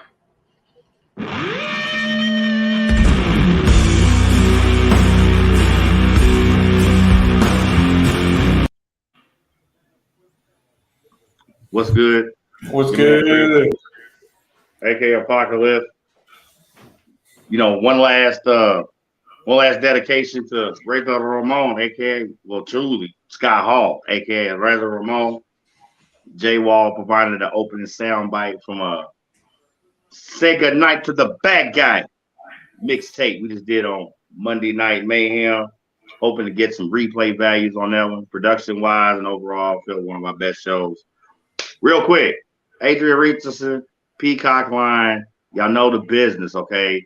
Assorted styles, sizes, and colors. All right, it's not that hard, man. Step your shoe game up a little bit. And for the ladies, you need to check in on my sis, Rochelle Richardson, Shelves Chic and Unique. Not that hard. In-store kiosk, Louisville, Kentucky, St. Matthews Mall. Can't get to the shop? She ain't even tripping, bro. Hit her on the line. Everybody loves the internet. ShellChicandUnique.com. Either way it goes, you got to think outside that box. And remember, punk bitches, is stylish to save. I won. I can't follow up with that. I mean, that's the plug. I mean, we trying to get the check, bro. We really trying to get this check. I'm gonna take your ass to the I don't blame you. I don't blame you. Derek, as one that is an aficionado, not just films overall, when you talk about tonight's focus, Bruce Willis, you know what I'm saying? You got some hidden treasures out there you want to throw out there real quick while we're waiting on J Wall to jump back in the form? Of Bruce Willis? Mm-hmm. Man, Yeah. a movie that I found amazing. Uh-huh. It's not a good. I mean, it's not one of his best. It's entertaining. It did its job. The whole 9 yards. Which what? The whole 9 yards. Classic.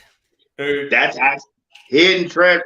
I'm not outside of Die Hard. That's really one of his better ones. Yeah. The whole 9 yards is honestly, if they ever once made a rom-com and thought about the dudes who had to watch it with their ladies, that's one of them. Yeah. Right.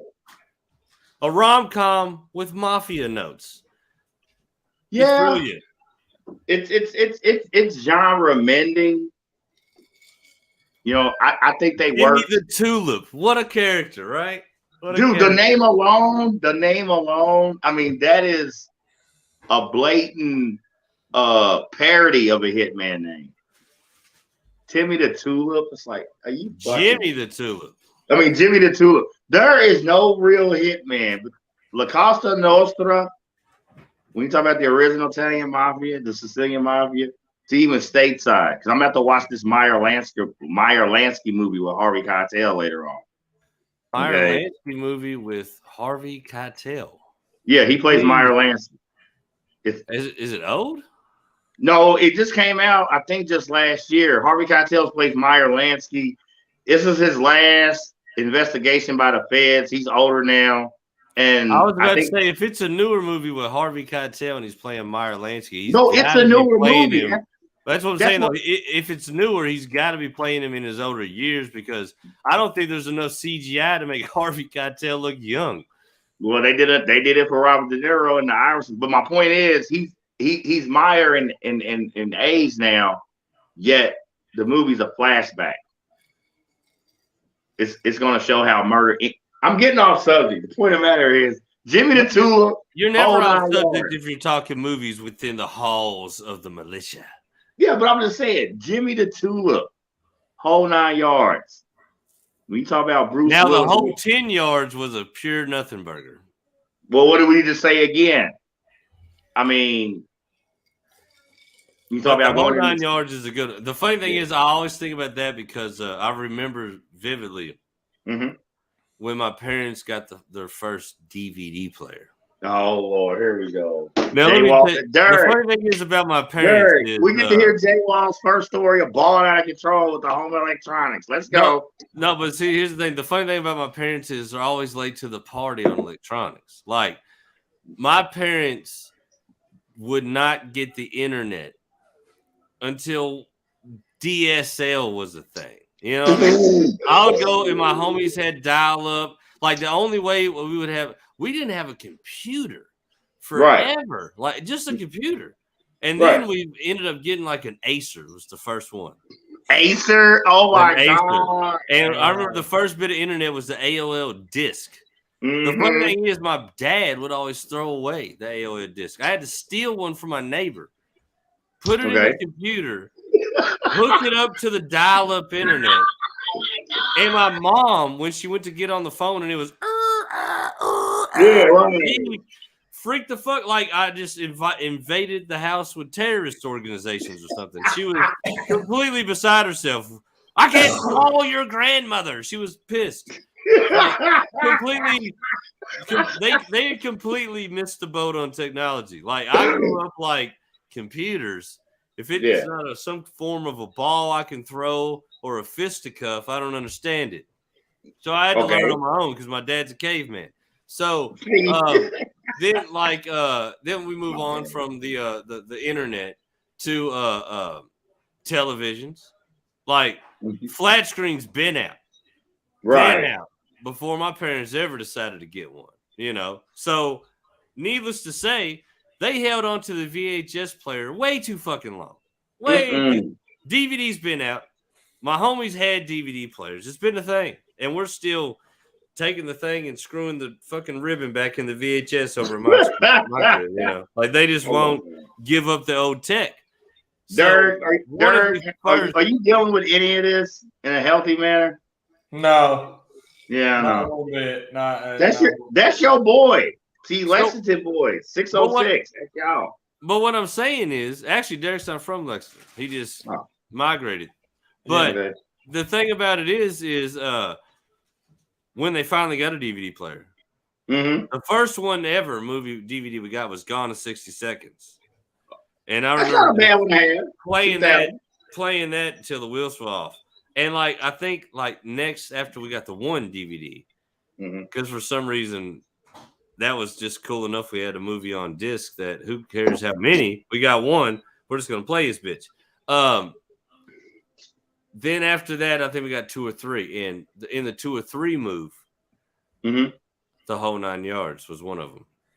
So needless to say, I watched it habitually. Derek, whole 9 yards. Your rundown. Let's go. Man, it was just all fucking funny, man. I enjoyed the hell out of it right from the get-go. And I've been waiting to just kind of throw this out there, but Allison Pete, you got to see her topless, and then she caps a motherfucker while topless. Yeah. So, and I got so slick. Go ahead. I mean, say it. Make sure you get her on what is it? Fuck Murder Kill. Yeah. Okay. Murder Fuck Kill. Murder Fuck Actually, I wish I would have thought about that before I drummed that up. But bro, that scene with her boobs out. Yeah. Another one that definitely hit the spank bank over here where I was living at. Bro, I mean, I could work that DVD player you got. I could work that fast forward and reverse, but here was the problem with that one. It's not like you're in the confines of your bedroom. Oh no! The first ever DVD player for the house had to be in the living room. Yes, where everyone can congregate. Yay! Navigating the forward and reverse of that clip and handling business was a very strategic situation as a young man. Yay, family time. Woohoo. No, you weird fucker. It was the opposite of family time. Nobody could be home. I had to jack off in the living room. I know that. I'm saying for the fact you said y'all first DVD player was actually in the living room. So And my parents never knew that the remote was tainted with the sin. Yeah. So I'm simply saying you had to watch. You had to watch a whole 9 yards by yourself. So I wish I never told my. Actually, after telling that story, I wish I never told my parents that we had a YouTube channel that we did shows on. So if they watch this one day, they'll realize it. The bad thing is, I'm pretty sure my parents still have that fucking DVD. They probably do. Real quick, Hate Friends. I feel it's the second most overrated TV series, not in my life. Friends? Yeah. I'll be there for you. Yeah, total trash, but go ahead. Not do I only feel that Friends is the most overrated TV show in my life. In history. See, I watch a lot of old shows and reruns. But there's no way it can be that, honestly. There's no way. The point is, when we talking about the whole 9 yards, the first one, because the second one was so bad. Like, let's not even the original one. I hated the fact that I like Matthew Perry. I'm watching this Bruce Willis movie. Matthew Perry is hilarious in that. You get him. I know, and I was so mad about it. I'm like, you suck, and yet you're killing it. That's like you get him outside of Friends, and he's amazing. Have you heard any of his stand-up? Yes. And hence, I beg the question. Yeah, actually, I caught that a couple of years ago. I randomly ran up on some of his old shit on YouTube. Yeah. Hence, I beg the question to the panel. When we're talking about Bruce Willis and his career, and this little side note, we talk about Matthew Perry and his role in the whole 9 yards. Why didn't he be able to have more of a movie career for Matthew Perry? I never dug. I mean, do y'all think he did? I'm just saying, do y'all think he did like everybody else? Because Friends. No, this is what I'm trying to explain though. Like Okay, go ahead, I go never dug deep into it, so I can't tell you the full volume of the smut because most of the time with headlines, I guess I don't get into them because we agree. But I've seen some shit about Matthew Perry over the years that like he might have like some personal issues, like some dependency issues and things. Like I said, I don't know exactly what he does or don't do. I'm not saying I'm not trying to put smut, but what I'm saying is I'm not trying to put smut on his name, but what I am saying is like that might allude to his career kind of being hit and miss because maybe he's a wild boy. You know what I mean? But what I'm saying is, I don't know for sure. I just remember reading headlines like some kind of alcohol situations, maybe a DUI or some wild shit. I don't fucking know. But like I said, I'm not judging him. I'm just saying possibly that might be a reason why he ain't in a bunch of fucking movies. No, but that's okay. what it was. He go ahead, Derek. My bad. Go ahead, Derek. My bad. No, Matthew Perry had a drug problem. That's what. If you look at, I remember reading something. You know, who doesn't have a drug problem? It's Hollywood. He's got like bad for Hollywood. But that's what I'm saying. You look at like the whole 9 yards, and a few years after, he was very skinny, very unhealthy looking, and then he got better, and he put on like 20, 30 pounds instantly. Okay, so hence I posed the question when we discuss the rampant drug abuse in Hollywood. What is bad even for Hollywood? Because Hollywood. Well, my thing is, I don't even know. He can't perform in front of the screen. And my thing is, it might not even been bad for Hollywood. Like Hollywood probably wouldn't judge him for being addicted. No, but listen to them. But what I'm saying is though, he might have been in his personal life addicted to the point where he didn't give a fuck about doing movies or Hollywood or what they thought. He was like, I got bread. I'm getting fat residuals from Friends.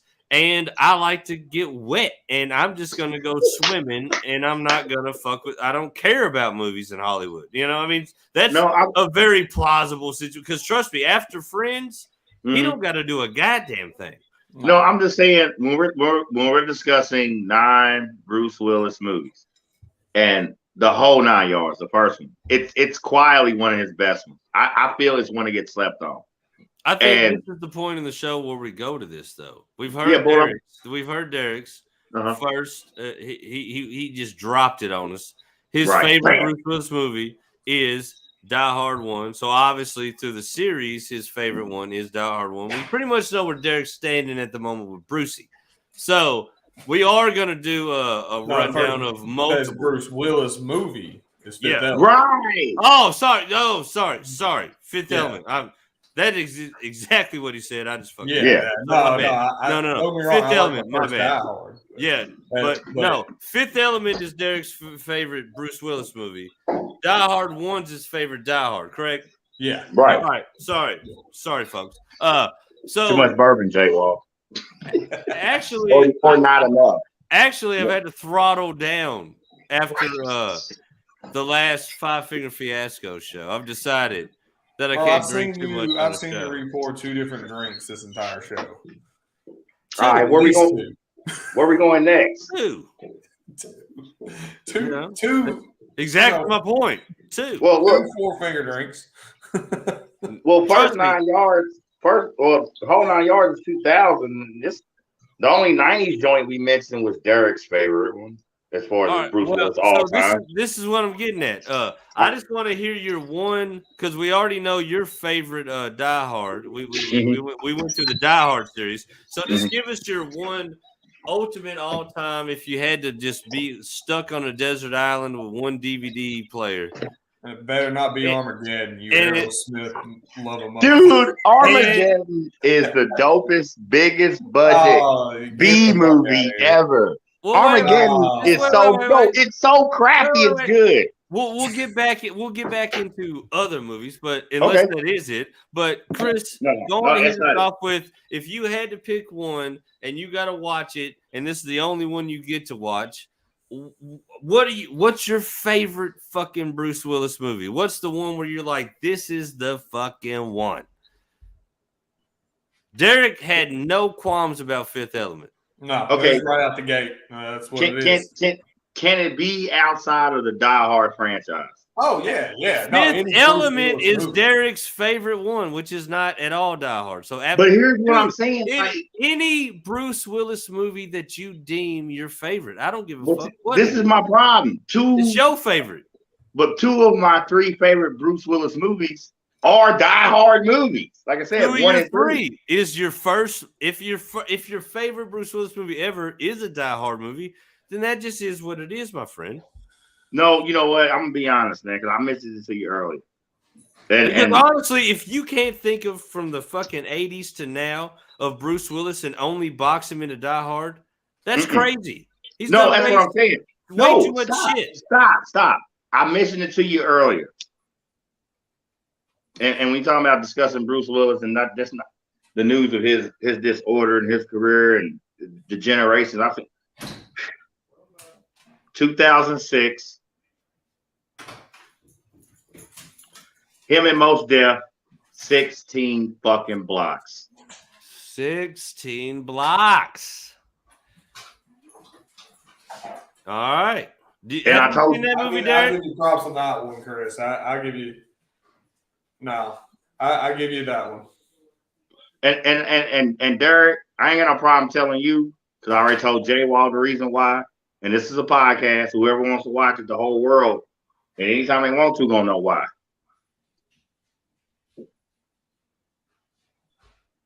There is no Bruce Willis film that I internalize more than 16 blocks.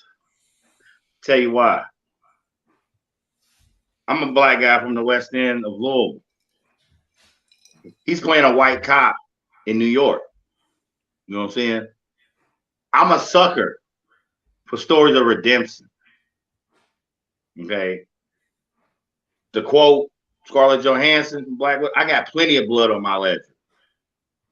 Plenty of skeletons in my closet. Okay. And I've been trying, you know what I'm saying? Set some shit right. Bruce Willis, and someone who used to live in New York, Bruce Willis is the drunkest, dirtiest, fucking piece of shit cop ever. I will compare his dirty cop portrayal to Harvey Keitel in the original Bad Lieutenant.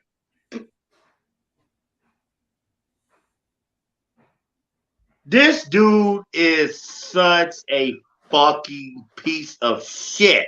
And everybody, professionally and personally, has given up on him. And more importantly, he has given up on himself until he meets MotherF's character. I'm a sucker for stories of redemption.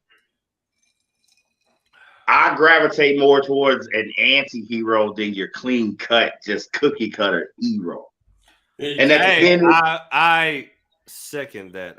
They're not here. That's the thing. Is most of the heroes are unattainable. These characters. What I'm saying is, I'm sorry, Derek. Go ahead. My bad. I'm sorry. Go ahead. I'm saying like anti-heroes you can relate to because at some point they have an issue, just like you're saying within 16 blocks. He's a piece of shit. He's dirty. He's all this other stuff. He's just letting life and a drunk. And a drunk. He's got a fifth in his drawer. Yeah. I think that's I love MotherF's acting in this too because he alludes to it very early on, like, bro, you are not the one to save me. You are you're not it. You are a train wreck, and I'm probably gonna die just by fucking with you. And he let that be known. And they did their thing in that motherfucking movie. MotherF really. Okay, like very underrated for that role. I mean, he pretty much fucking killed it for not being somebody with a long tooth in acting. You know what? I ain't no bitch. I ain't no punk. My daddy did Derek said he thinks he can roll you around behind the barn. Nah, this is real talk, bro. We'll get some oil. we talking about the subject tonight is Bruce Willis and his filmography. Yes, his career. Yeah. One of the baddest bands to ever do it. Bruce Willis, Most Def, 16 Blocks, the only Bruce Willis movie I've ever cried to. I get that. Their character, okay, the character dynamics of both of them are established early on. Yeah. And their worlds are so different. Like, and I might even just not just the obvious quote unquote racial angle, the life angle. Okay. They are polar opposites. And they gotta work together. Facts. Okay. So sounds like Blurred Mind Media. Yeah. Well, no, because we don't have blatant, borderline, racist, drunk, disgrace, piece of shit cops who's got to bring this witness in that's got this notebook that's going to bury Bruce Willis's character's old crew. No, but we are all completely different motherfuckers coming together for the same cause. Oh, how do we say it, Jay Wall? You know what I'm saying? A conglomerate of free thinkers. We're the real Mode Squad. But no, for real, outside of Die Hard, I have no problem saying 2006 is the year, y'all. 16 Blocks is a fuck. Enough action, but it's so character driven. And when you talk about acting, because you talking about 2006, Bruce Willis had more than proven he can act. You know, not in a box. He had some box office bombs. Hearts War with him and Terrence Howard, the World War II drama. The guy who played Stark's best friend in the first Iron Man. You know what I'm saying? Lucius Lyons. You know what I'm saying? Empire. All right. Bruce Willis can act. Die Hard set his career off, but you know, he had hits and we just talked about it. Whole 9 yards. 9 yards. But I'm saying, we just talked about. Okay, I'm not the biggest fan of that movie yet. Acting. I mean, you could really not like a movie, but still like an actor's performance, right? Yeah. And I don't think I like every movie that all of my favorite actors are in. I'm pretty sure I know for a fact I don't, because like I said, I'm a huge Samuel Jackson promoter when it comes to movies, because I just feel like I watch a lot of movies he's in, and I fucking dig them. But then you also have Snakes on the Plane. You know what I'm saying? So they don't always. I love that movie. Well, you can. Everybody has their opinion, but I'm going to tell you that movie is fucking retarded. That's why a bad movie. Listen, I see. Wait, Derek. What was you saying? Is that a bad movie that Bruce Willis was in? Mm-hmm. Looper. No, I got a better one. Jay Wall, I've been waiting on it. Yeah. I've been holding my load all day. No, so wait. Derek said Looper. What do you feel about Looper? Potential. How do you feel about that movie? Potential. Because my thing. I think the concept of that movie was dope. Okay, this delivery of that movie was slow. It was right. It looked weird. I think the way they packaged it was awful, but what they tried to do with it, like if somebody were to reboot that motherfucker and do it right, I think the storyline could actually be something worth talking about. Okay, but the way they did it, it was just it just seemed. It's clunky. So weird. Does that make sense? Clunky? Does that make sense? No. It makes perfect sense because it's so weird. You say that. I'm pretty sure Derek concurs.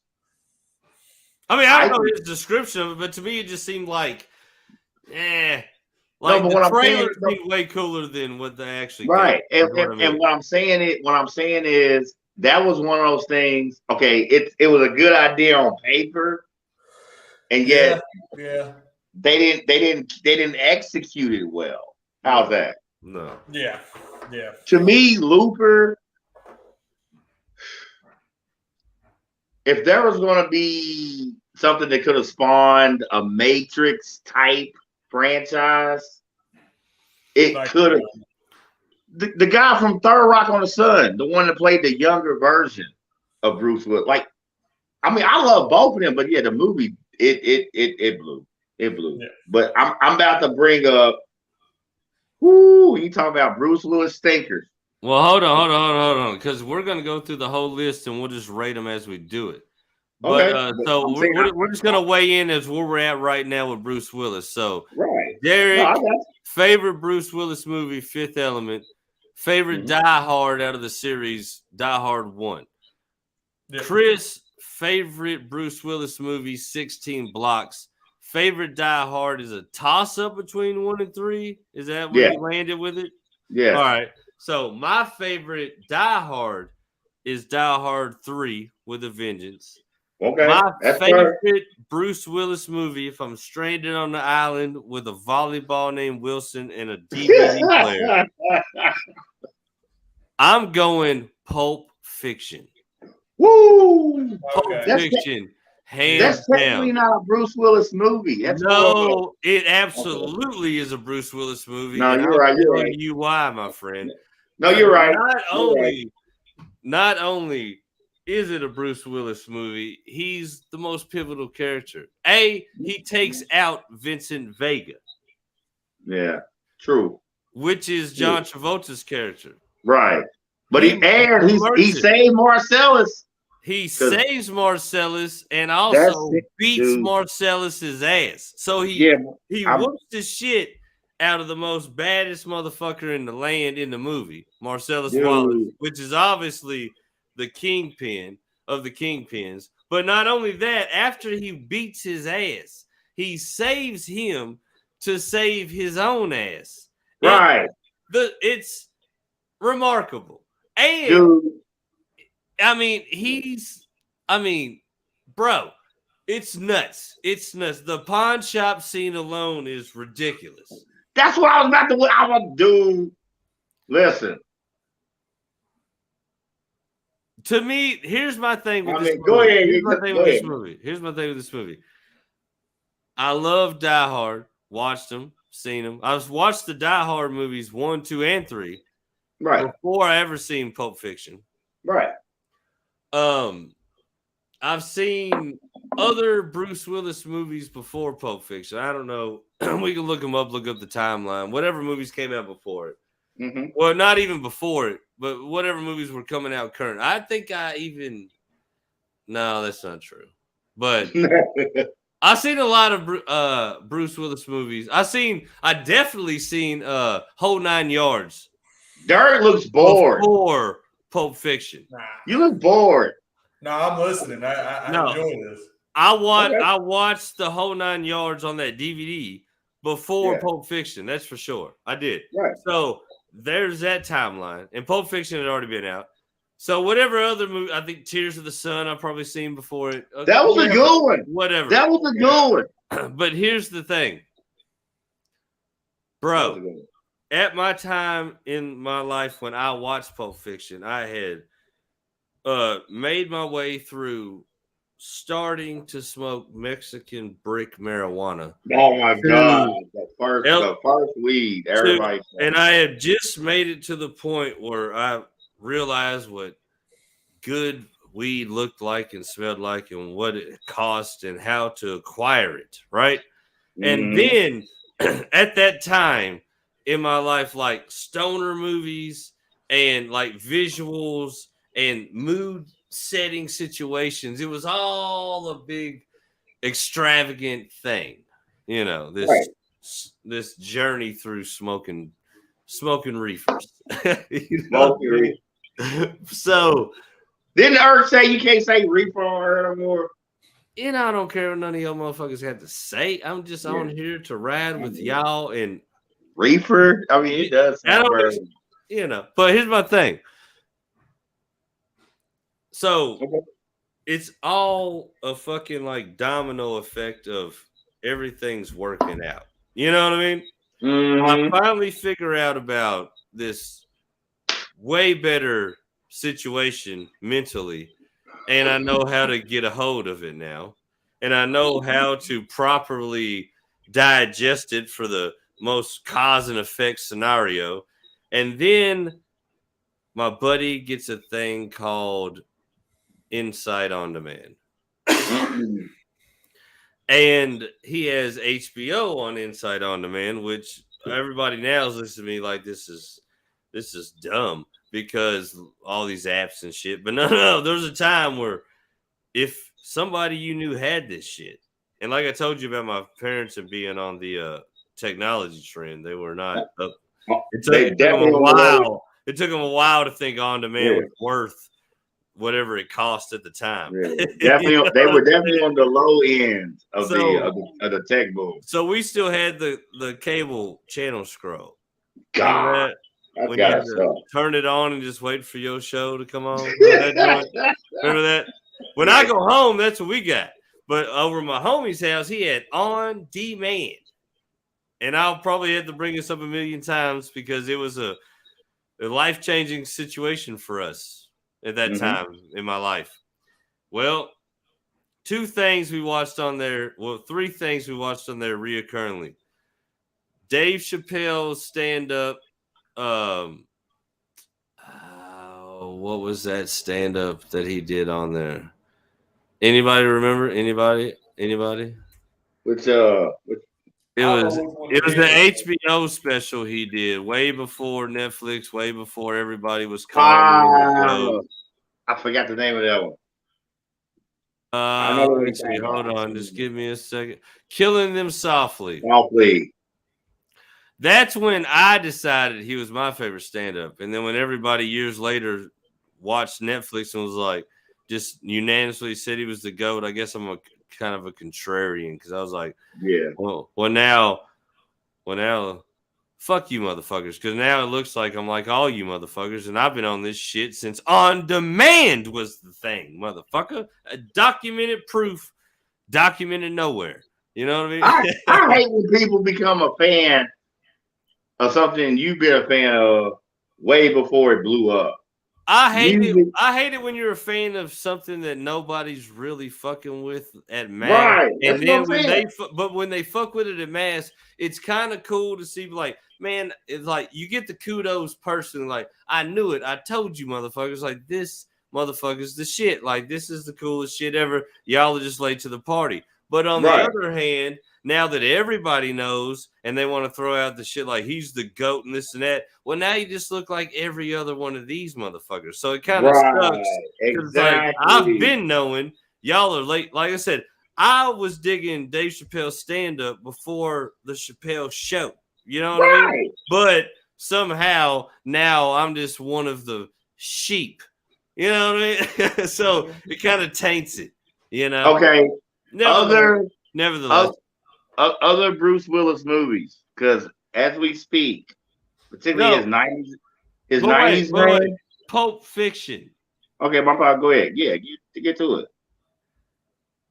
By far the baddest motherfucker. If you look at it, he's got the biggest kill count. Yeah. Out of everybody, and everybody's a bunch of motherfucking assassins. Save Marcellus's ass, dude. That, like you said, can we expect? He killed. Are we not really going to talk about the pawn shop scene, or are we just going to? The pawn shop scene is one of the most fucked up, twisted. Look at Derek. He's all way back like some fucking centerfold for Playgirl and shit. The fuck? Get in this conversation, punk. Pulp Fiction. I was letting J-Wall tell me his life story dealing with Dave Chappelle. Yeah, but I'm saying, come on, bro. I was going for the ride. Come on, bro. Pulp Fiction, Bruce Willis, pawn shop scene. We getting it. Let's fucking get it. Come on. No, man, I love it. Like, Pulp Fiction was kind of like he said, it really wasn't a Bruce Willis film, but it was a Bruce Willis film. Yeah. There's so many heavy hitters in that movie. You really can't put one as the main attraction. I pose a question. I pose a question to the panel. Did Bruce Willis steal that movie? I think absolutely. To me, if you watch it, it's a movie about like badass gangsters and assassins and motherfuckers that do hits for hire. he kills the most people in the movie. But that's the thing, and he's just he a saves guy. the ass of the biggest gangster in the movie. Like he's the most badass motherfucker in the movie. And that's what I'm saying. You look at his character dynamic though, compared to everybody else, he's just a guy. Sid's dead, honey. Sid's He's dead. just a guy. He's just an everyday Joe off the street. Right. That's what I'm saying. So I understand Pulp Fiction is John Travolta's comeback movie. Yet I pose the question: did Bruce Willis steal, when you talk about, like dopest role spotlight, from John Travolta's comeback movie? Knowing, wait. Knowing if this is John Travolta's comeback movie, yet he was still paired with Samuel Jackson, I dare to pose the question to the panel: did Bruce Willis steal second base like Willie Mays Hayes in the first fucking major league? Let's fucking get it. Let's go. Honestly, no, go ahead, Derek. Go ahead. I was going to say, Let's go. He didn't steal the movie. And I say this because when everyone thinks of Pulp Fiction, they think of Samuel L. Jackson. Boom. But number two that comes in place is Bruce Willis. Yeah. Okay. Yo, Samuel Jackson, great. We get it. He's paired up with John Travolta. And even with that great a performance and being that part of the storyline, that's the obvious. I'm talking about subtleties here, motherfuckers. Let's go. Let's go. Yeah. That's what I'm saying. Like, people usually talk about Bruce Willis's role in that because like guys have been saying he's just an average Joe thrown into. That's what I'm saying. That's it. Let's say what I'm saying. John Travolta makes him so great. John Travolta, Hitman, his partner, Samuel Jackson, Hitman. They work for who? Marcellus, the gangster, as J Wall said, the kingpin of kingpins. As far as that universe, yeah, there's no bigger boss than Marcellus. Alluded to as a boss in multiple fucking Tarantino movies over the years. Reservoir Dogs, Kill Bill. Yeah, it's an Easter egg. You know what I'm saying? The point of the matter is those performances, particularly since this is Travolta's comeback movie, are obvious. We're discussing Bruce Willis and his filmography. He is a part of that film, yes? Yeah. Did Bruce Willis steal that movie? He definitely made a spot for himself there.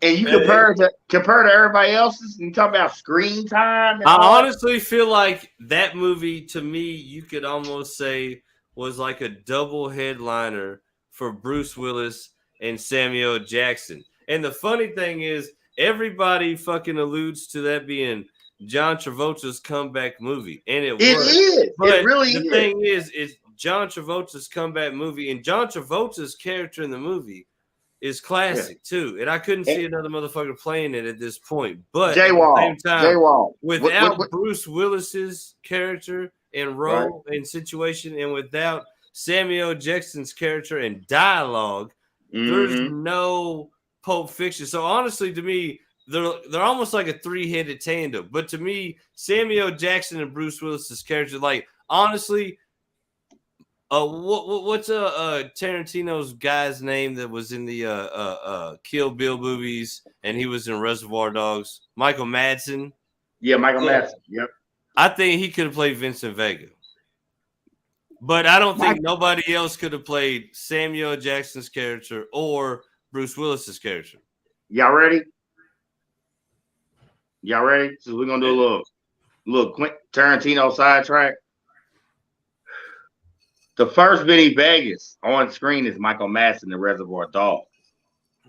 John Travolta reprises the role of Vinny Vegas in Pulp Fiction. But do you see? Wait. That's what I mean. He could have played that role, and but I'm just saying, pretty much had that same movie. But I'm just saying, still coming off the heels of Scott Hall. You know what I'm saying? Big Daddy Cool Diesel, aka Kevin Nash, but his original billing names, Vinny Vegas. Shout out to Monday Night Mayhem, bitch. And with the mention of Pulp Fiction, Yeah. before we wrap this joint, that brings me to another contestant on the MFK Murder Fuck Kill segment. Okay. Mia. We might be shooting shots at Marcellus Wallace's wife, but all right. So we've heard everybody's favorite. We heard our favorite diehards. So we're just gonna run through the list real quick. I got it pulled up here. I don't think this is in any kind of an order, but here we go. We got. I'm just gonna run through the list of movies I got here for the man, and if anybody's got an honorable mention or a second place, please do so. Grab it, and we'll roll out from there.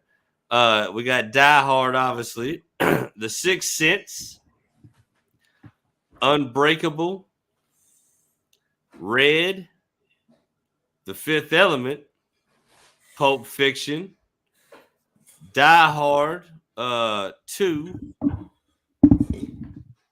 Armageddon, Glass, Death Wish, Die Hard with a Vengeance, Die Hard A Good Day to Die.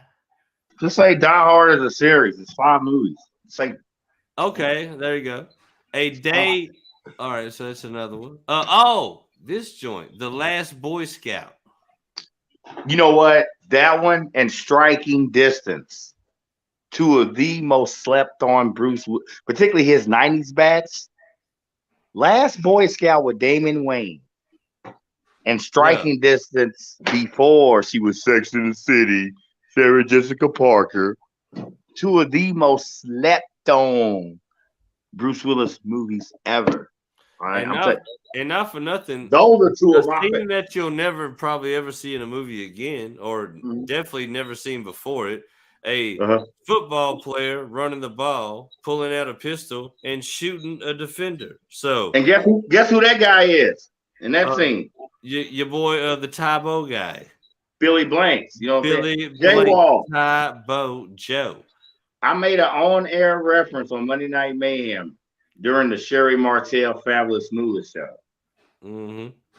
And the gist of it was Moolah and some wrestler she hooked up with, Johnny Long, and I was like, I wish he was black. The point of the matter is, I said at the end, if that dude was black, I said I would dance a jig like Bruce Willis at the end of The Last Boy Scout. Look it up. Look it up. And you see, and this is why I told people, this is why I alluded to it on Five Finger Fiasco. You are our resident racist. See, because no matter what show I do with you, I got to hear about some kind of racial shit.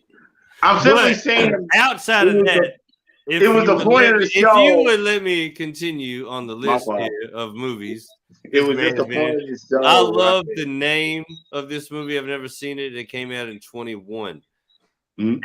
Out. What? I really feel like the name of this movie is like when you just don't give a fuck and you just got to make a movie, make a little bread, which I'm not hating on anybody for. Out of Death came out in 2021. Like I'm popping on my cinema app right now. I'm about to look for that motherfucker. That is such a straight to video release title. Fresh Out of Death. No more death to be had here. There's no people left to die. What the fuck? What kind of name is that for a movie? Out of Death. Like, I'm looking for it right now. I've never seen it. It came out in 21. I haven't seen a Bruce. Bro, I'm looking for it right now. I swear I am. I'm looking for it right now. But no. But outside this, another one that I thought actually was a dope movie, a good mention. I could see how this could actually be somebody's favorite, not mine, but I could see. Surrogates. Remember that movie? Y'all seen that joint? I did see it. That's a pretty fucking wild concept. It's the movie about where his wife is kind of like stuck in this her body is like stuck in this like fucking like robotic world. Basically, she taps out and some nerd pays on an app to control her like a sim in real life. So Yeah, it's she'll go weird. to the club and have another sim walk up on her and like do all kind of heinous shit to her, but she's not really conscious or there, but it's her body. It's called It's her surrogate. avatar. Her avatar. Yeah, exactly, an avatar, but it's actually her real body. So like for real, somebody's avatar's running up on her, smashing. It's just and like the dude and like that's the wildest shit. Like it's like some big old fat nasty looking motherfucker who runs her avatar. So it even makes it worse. But honestly, dude, I thought it was pretty fucking wild, man. I thought it was a pretty wild movie. To me, it was just like Looper. You know what I'm saying? Dope concept. No. Here's what I'm saying. Good idea on paper. But the movie wasn't good, look, bro. I mean, it didn't like is way better than Looper. No, I didn't say it wasn't. I'm not gonna go. I didn't say it wasn't better than Looper. I'm simply saying like you can see what they were trying to do. I still felt like they missed some shit. You see what I'm saying? I feel like as far as the creepy aspect of that being a reality, I think they fucking nailed it. It was a creepy movie. No, that they nailed. What's the name of it again? Out of Death? Yeah, Out of Death. Dude, I am so looking for it right now. I'm on my cinema app right now. I ain't fucking around. Y'all think I'm playing. But no. I feel like you can see his face on the cover of that movie, and he's like, what? Like, see, shit, I can't believe I got to cash this check. That's another reason. Right. So at the end of Death, we got Surrogates. Another one. I don't know if this is a classic or not. I would say no. The Expendables. Expendables are good. I enjoyed the first one. Modern day. I feel like that's kind of like a sequel scenario it's kind of standard. The first one was good, and I think they got progressively cheesier. Oh, hey, the first one was decent. What about Red? Oh yeah, I got that on here. Red. We got Tears of the Sun, Split. I guess he's in Split. What do y'all think about that whole shit? The Split, Mr. Glass, Unbreakable. Did y'all get into that shit? That's close second best Bruce Willis like series for me or films. Okay. So that's your close. Which one out of all of them is your favorite as far as Bruce Willis's character goes? I'd say Split because that's when they all meet. Look, I found it. Yeah. Out of Death. Dude, I mean, it could be good, but the name is just like, what? No, I'm pretty sure this is shitty as fuck. Yeah, I would. Yeah, it wouldn't. Damn it, I lost it. Hold on a second. I mean, I'm gonna get it back. Your second place outside of Fifth Element, as far as Bruce Willis, is this genre, and then Split would be your favorite one with him because that brings them all together. Yeah. That really kind of fucking. I didn't realize the whole time that was in the same universe as Unbreakable until Bruce Willis came in, and I was like, "Oh shit!" You know what I mean? Like, because I didn't really have no clue. Really, I didn't really check in for Unbreakable like after like the first time I watched it, but I think I was too young to really fuck real quick. You know what I mean? Real quick, that whole thing, I call that the MCU effect. Originally, that wasn't even a plan. We talk about converging of universes between Unbreakable and Split. Split. Yeah. That's the MCU effect. Watch those movies, and I know the backstory on all those scripts, and particularly that if the most overrated director of our generation is that punk bitch, fake Bollywood motherfucker M. Night Shyamalan. Sixth Sense, and then you got Bruce Willis of all people in this thing. Dude, that's some of the most overrated shit. Man, stop. I know it grossed a lot and got a lot of accolades, and I mean, I'm not gonna trash Bruce Willis's career, and particularly like that. Okay, I know what that film did for him, and I get it. as a movie, that shit, man, well. All right. Okay, y'all want to watch the y'all want to watch the trailer for Out of Death? No, I don't. But I found it. I'm gonna go through a couple. Actually, you know what? I'm looking at all these movies, bro. Fuck it, man. I love Bruce Willis to death. I'm not going through all these movies. But I tell you what though, I'll give you my close second. Yeah, let's get yours. And we'll get actually I'll give you mine. Apocalypse can give us his. We'll do a segment and we'll get out of here. Mine is Sin City, my friend. Ooh, that's a good one with him. That joint, honestly, that really is so close to being my pick over Pulp Fiction. It's like damn near dead nuts. But to me, Pulp Fiction at that time in my life, in my mental expansion and everything that came with it and the vibes that came with that movie, it's just nostalgic as much as it is badass. At the time I got it, you know what I mean? Like I got it at the perfect time for me to honestly fully fucking appreciate a movie at that badass magnitude and that just the whole thing that came with that movie, Pulp Fiction. But Sin City to me is one of the most visually badass fucking things I've ever seen in my life. When it first hit the fucking scene, the way they shot it, the story, everything that went with it was fucking dope. It was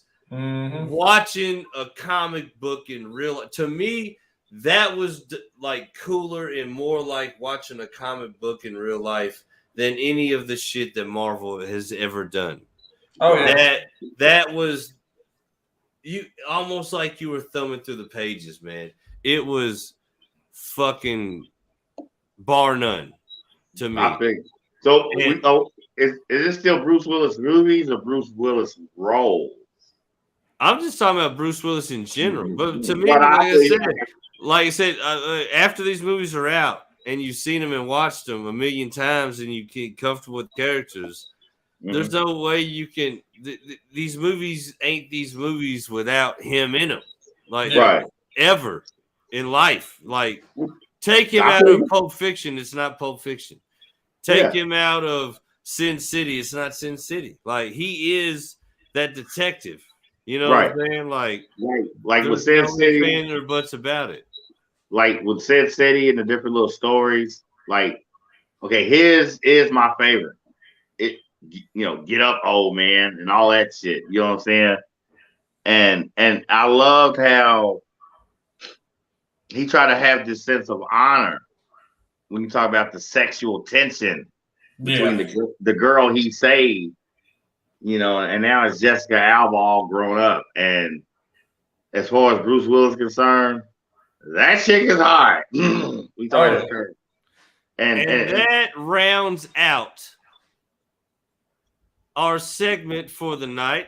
So now that we know we have Jessica Alba, we have Uma Thurman. Oh, here we go. And we have what's her name, fellas? Mila Jovovich. Mila Jovovich. Well, now we round out a good old.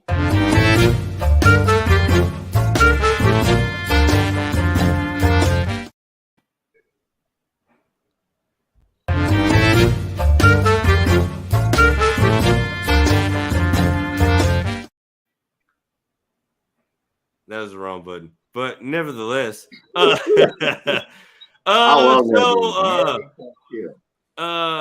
Apocalypse, kick it off. Okay, easy one. Kill Mia Uma Thurman from Pulp Fiction. No, Mia Uma Thurman from Pulp Fiction. Kill it. I mean, I would kill the fucking shit out of that bitch because at the end of the day, I mean, $5 milkshakes and all that's cool, but you're a spoiled junkie bitch of a gangster, and I just don't need that drama. So I would fucking kill the fucking shit out of her. All right. So where you land on fucking Mary? Now, marry. No, I'm gonna go to fuck next. All right. I'm fucking the shit out of Lilo, Mila Jovovich, Fifth Element. I usually don't go for chicks slim like her. That look worked for her. Oh yeah. So there's your fuck. Yeah, and no doubt, bring her up. That's who I'm marrying right there. All right, Derek, where do you land on it? I mean, she was a trooper. She rolled with that motherfucker, and wait till she grew up. And he's old. Oh, and definitely will. Definitely will. Yeah, that's the one I'm marrying. My All bad, right. Derek. Clean slate. No, Derek, I was Derek, agreeing where we with at? you. I mean, Mia definitely dead. Like I said, junkie bitch, can't trust her. Like, go ahead and take her out of her misery. I would fuck. What's her name? The one from Sin City. Jessica Alba. Jessica Alba. You know, she seems like it'd be a good time. You know, throw it around a little bit. Fuck yeah. About it. You know, messing with the stripper type situation. There's my wife right there. You want to marry the chick that's gonna help save the world, huh? Hell yeah. Hell yeah. Okay. All right. All right. What about you, J Wall? Where you standing at? Yeah. This is gonna be fun. I think he's got a surprise for us. Yeah. Yeah. And it's probably gonna be funny as shit, hopefully. All right. So I'm just gonna go marry right off the bat. All right. You gotta marry Jessica Alba, especially in this movie. That is the finest that bitch has ever looked on screen. And if you think about it, it's like the actual only true story you've ever seen of a stripper whose circumstances were the only reason she really was there. You know, Right. So it's believable in this movie. So I think you marry her, you know, take her off the stage, make an honest woman out of her. Plus, that is the finest she's ever looked on screen. Oh yeah. Fuck Dark Angel, Machete. I don't know. She was really hot in Machete too, but man, I mean, yeah. My bad, J Wall. Yeah. What about? Never mind. I was about to go on a whole Machete tangent. Well, she did look hot in that motherfucker, but I think that is the single hottest me personally she's ever looked. Yeah. And it's that black and white shot. I agree And with that you. brings me to my only kind of flip of your all's consensus. Okay. And I got to go Uma Thurman with the fuck on this one. And the only reason why is, honest to God, out of every movie I've ever watched with her in it, for some reason, this is the only role I ever thought she was kind of hot in.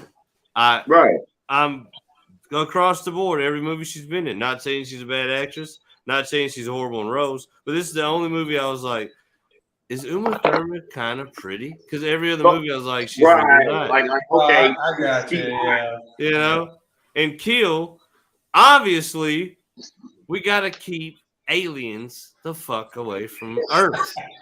You know, like, I'm trying to preserve this for just us and the animals we already deal with. You know what I mean? Like, honestly, a couple of nights out in the wilderness with a pack of wolves, we're still very inferior. So, kill all aliens is my thing. You know what I mean? All right. Okay. Like, here's my thing.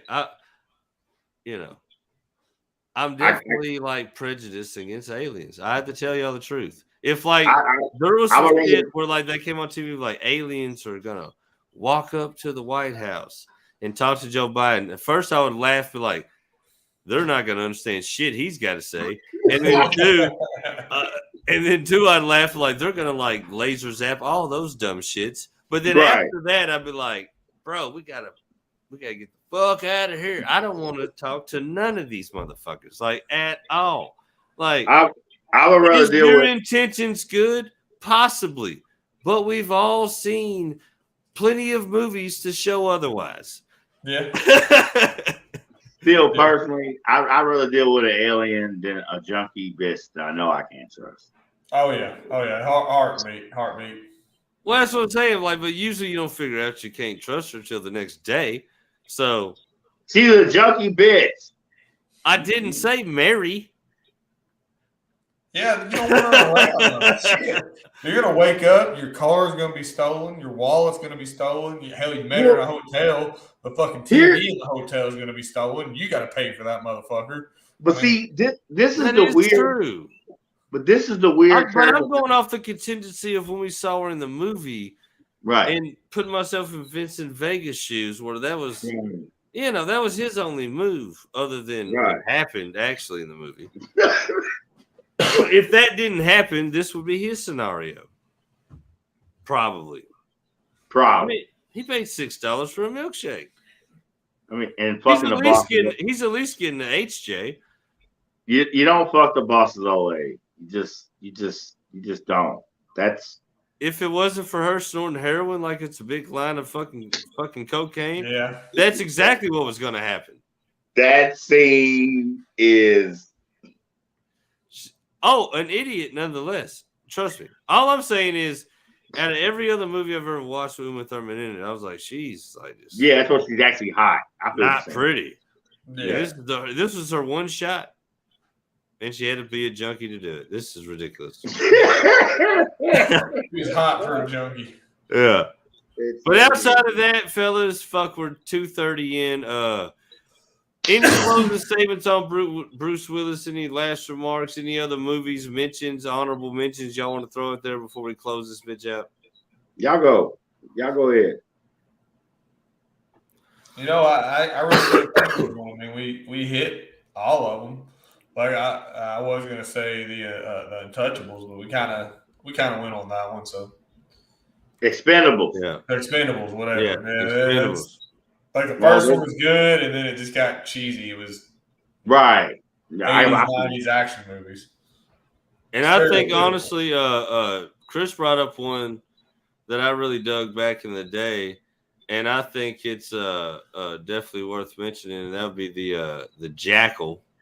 Man, I think that's another classic, really, if you think about it. And that was really, for its time, a badass movie all the way around. Like special effects. Like really, say what you want to say about the Gerbils, man. Richard Gere is a good actor, so like that was a good movie. And like I told you earlier when I mentioned to you, you were like, "Well, why?" I'm like, "Because Bruce Willis is a villain." A lot of our favorite actors and actresses, we can see them in different movies, different roles, different genres. Yes, for their character. The scene where he's dialing in that rifle and shooting Jack Black's arm off is crazy. From the van. See, this is why I tell people, nothing good. Has anyone ever seen anything good happen in a van? Not much. But okay. I would say for me, the Jack will be the next honorable mention. If nobody's got anything else, man, well, I think we paid homage to old Bruce Willis. We hate that he's got this illness going on. If there's a way to get back on track, hopefully he does so. If not, I respect the man. I respect his career. I wanted to honor him. We heard about him not doing no more movies. This is a movie review show, so I figured it only right. But outside of that, anybody got any plug of Rooskies, any things to come? You want to, what do you know what you're doing on Monday, Chris? Or you want to let them know at a later date? How am I going to let them know when you're the boss? I don't even understand that. Like, I don't get it. Well, I'm just saying, if you already have one locked and loaded and want to let the folks know, whatever. What's the point of having one locked and loaded? And you the one that got to say so whether we're going to work or not. I mean, NCAA title game. Like, what the fuck, dude? Monday. Like, no, I told you had to say I forgot all about that. I forgot we already said we're not doing a show. Yeah, I completely forgot. Yeah, but as NCAA on Monday, national championship game. Live stream. We'll probably do something for that. Shop Talk Sports. Big E will we'll collaborate some kind of scenario. We'll let y'all know. Outside of that, what is today? Thursday. So it's Thursday. Yeah, so Sunday we'll probably do a Shop Talk Sports as regular, and then Monday we'll hit you right back with some kind of information, some kind of dialogue on the championship game. But outside of that, it's the regularly scheduled programming, folks. Yep. Y'all know what it is. Now, just real quick, glad to be able to hop on with y'all too. Bruce Willis, man. He's never won an Oscar. He's never done this. I don't give a fuck about none of that shit. Bruce Willis, boss on screen, and like I said, understand the conditions medically as far as forcing his retirement. Personally, man, I hope he can hang around for a little bit. I mean, we're not gonna see him work anymore, so you know what I'm saying. With all his kids and ex-wife and wife, and you just hope personally he just hang. I personally hope he can hang around for a few years. I gotta do more research on this. How you say it again? Aphasia. Aphasia. Yeah. Aphasia. Yeah. I had literally never heard of it till the news report I seen on this shit last night. But shout out to Bruce Willis, man. That's not what it is. For real. And huh? Wait. It's aphasia. It's aphasia. Aphasia. Aphasia goes on next Tuesday night at the Bottoms Up Lounge. Aphasia. Tell Stacey we said thank you for the medical clarification. Yeah, absolutely. Thank you, my love, for correcting us three stooges. Outside of that, I am Jimmy the Tulip. This is Derek. This is Chris, aka Apocalypse. This is Movie Militia. Shout out Bruce Willis, man. Fucking appreciate your movies, everything you did for us out here, man. Hope you all the best with everything going on. And from Blurred Minds Media, we out of here. All right.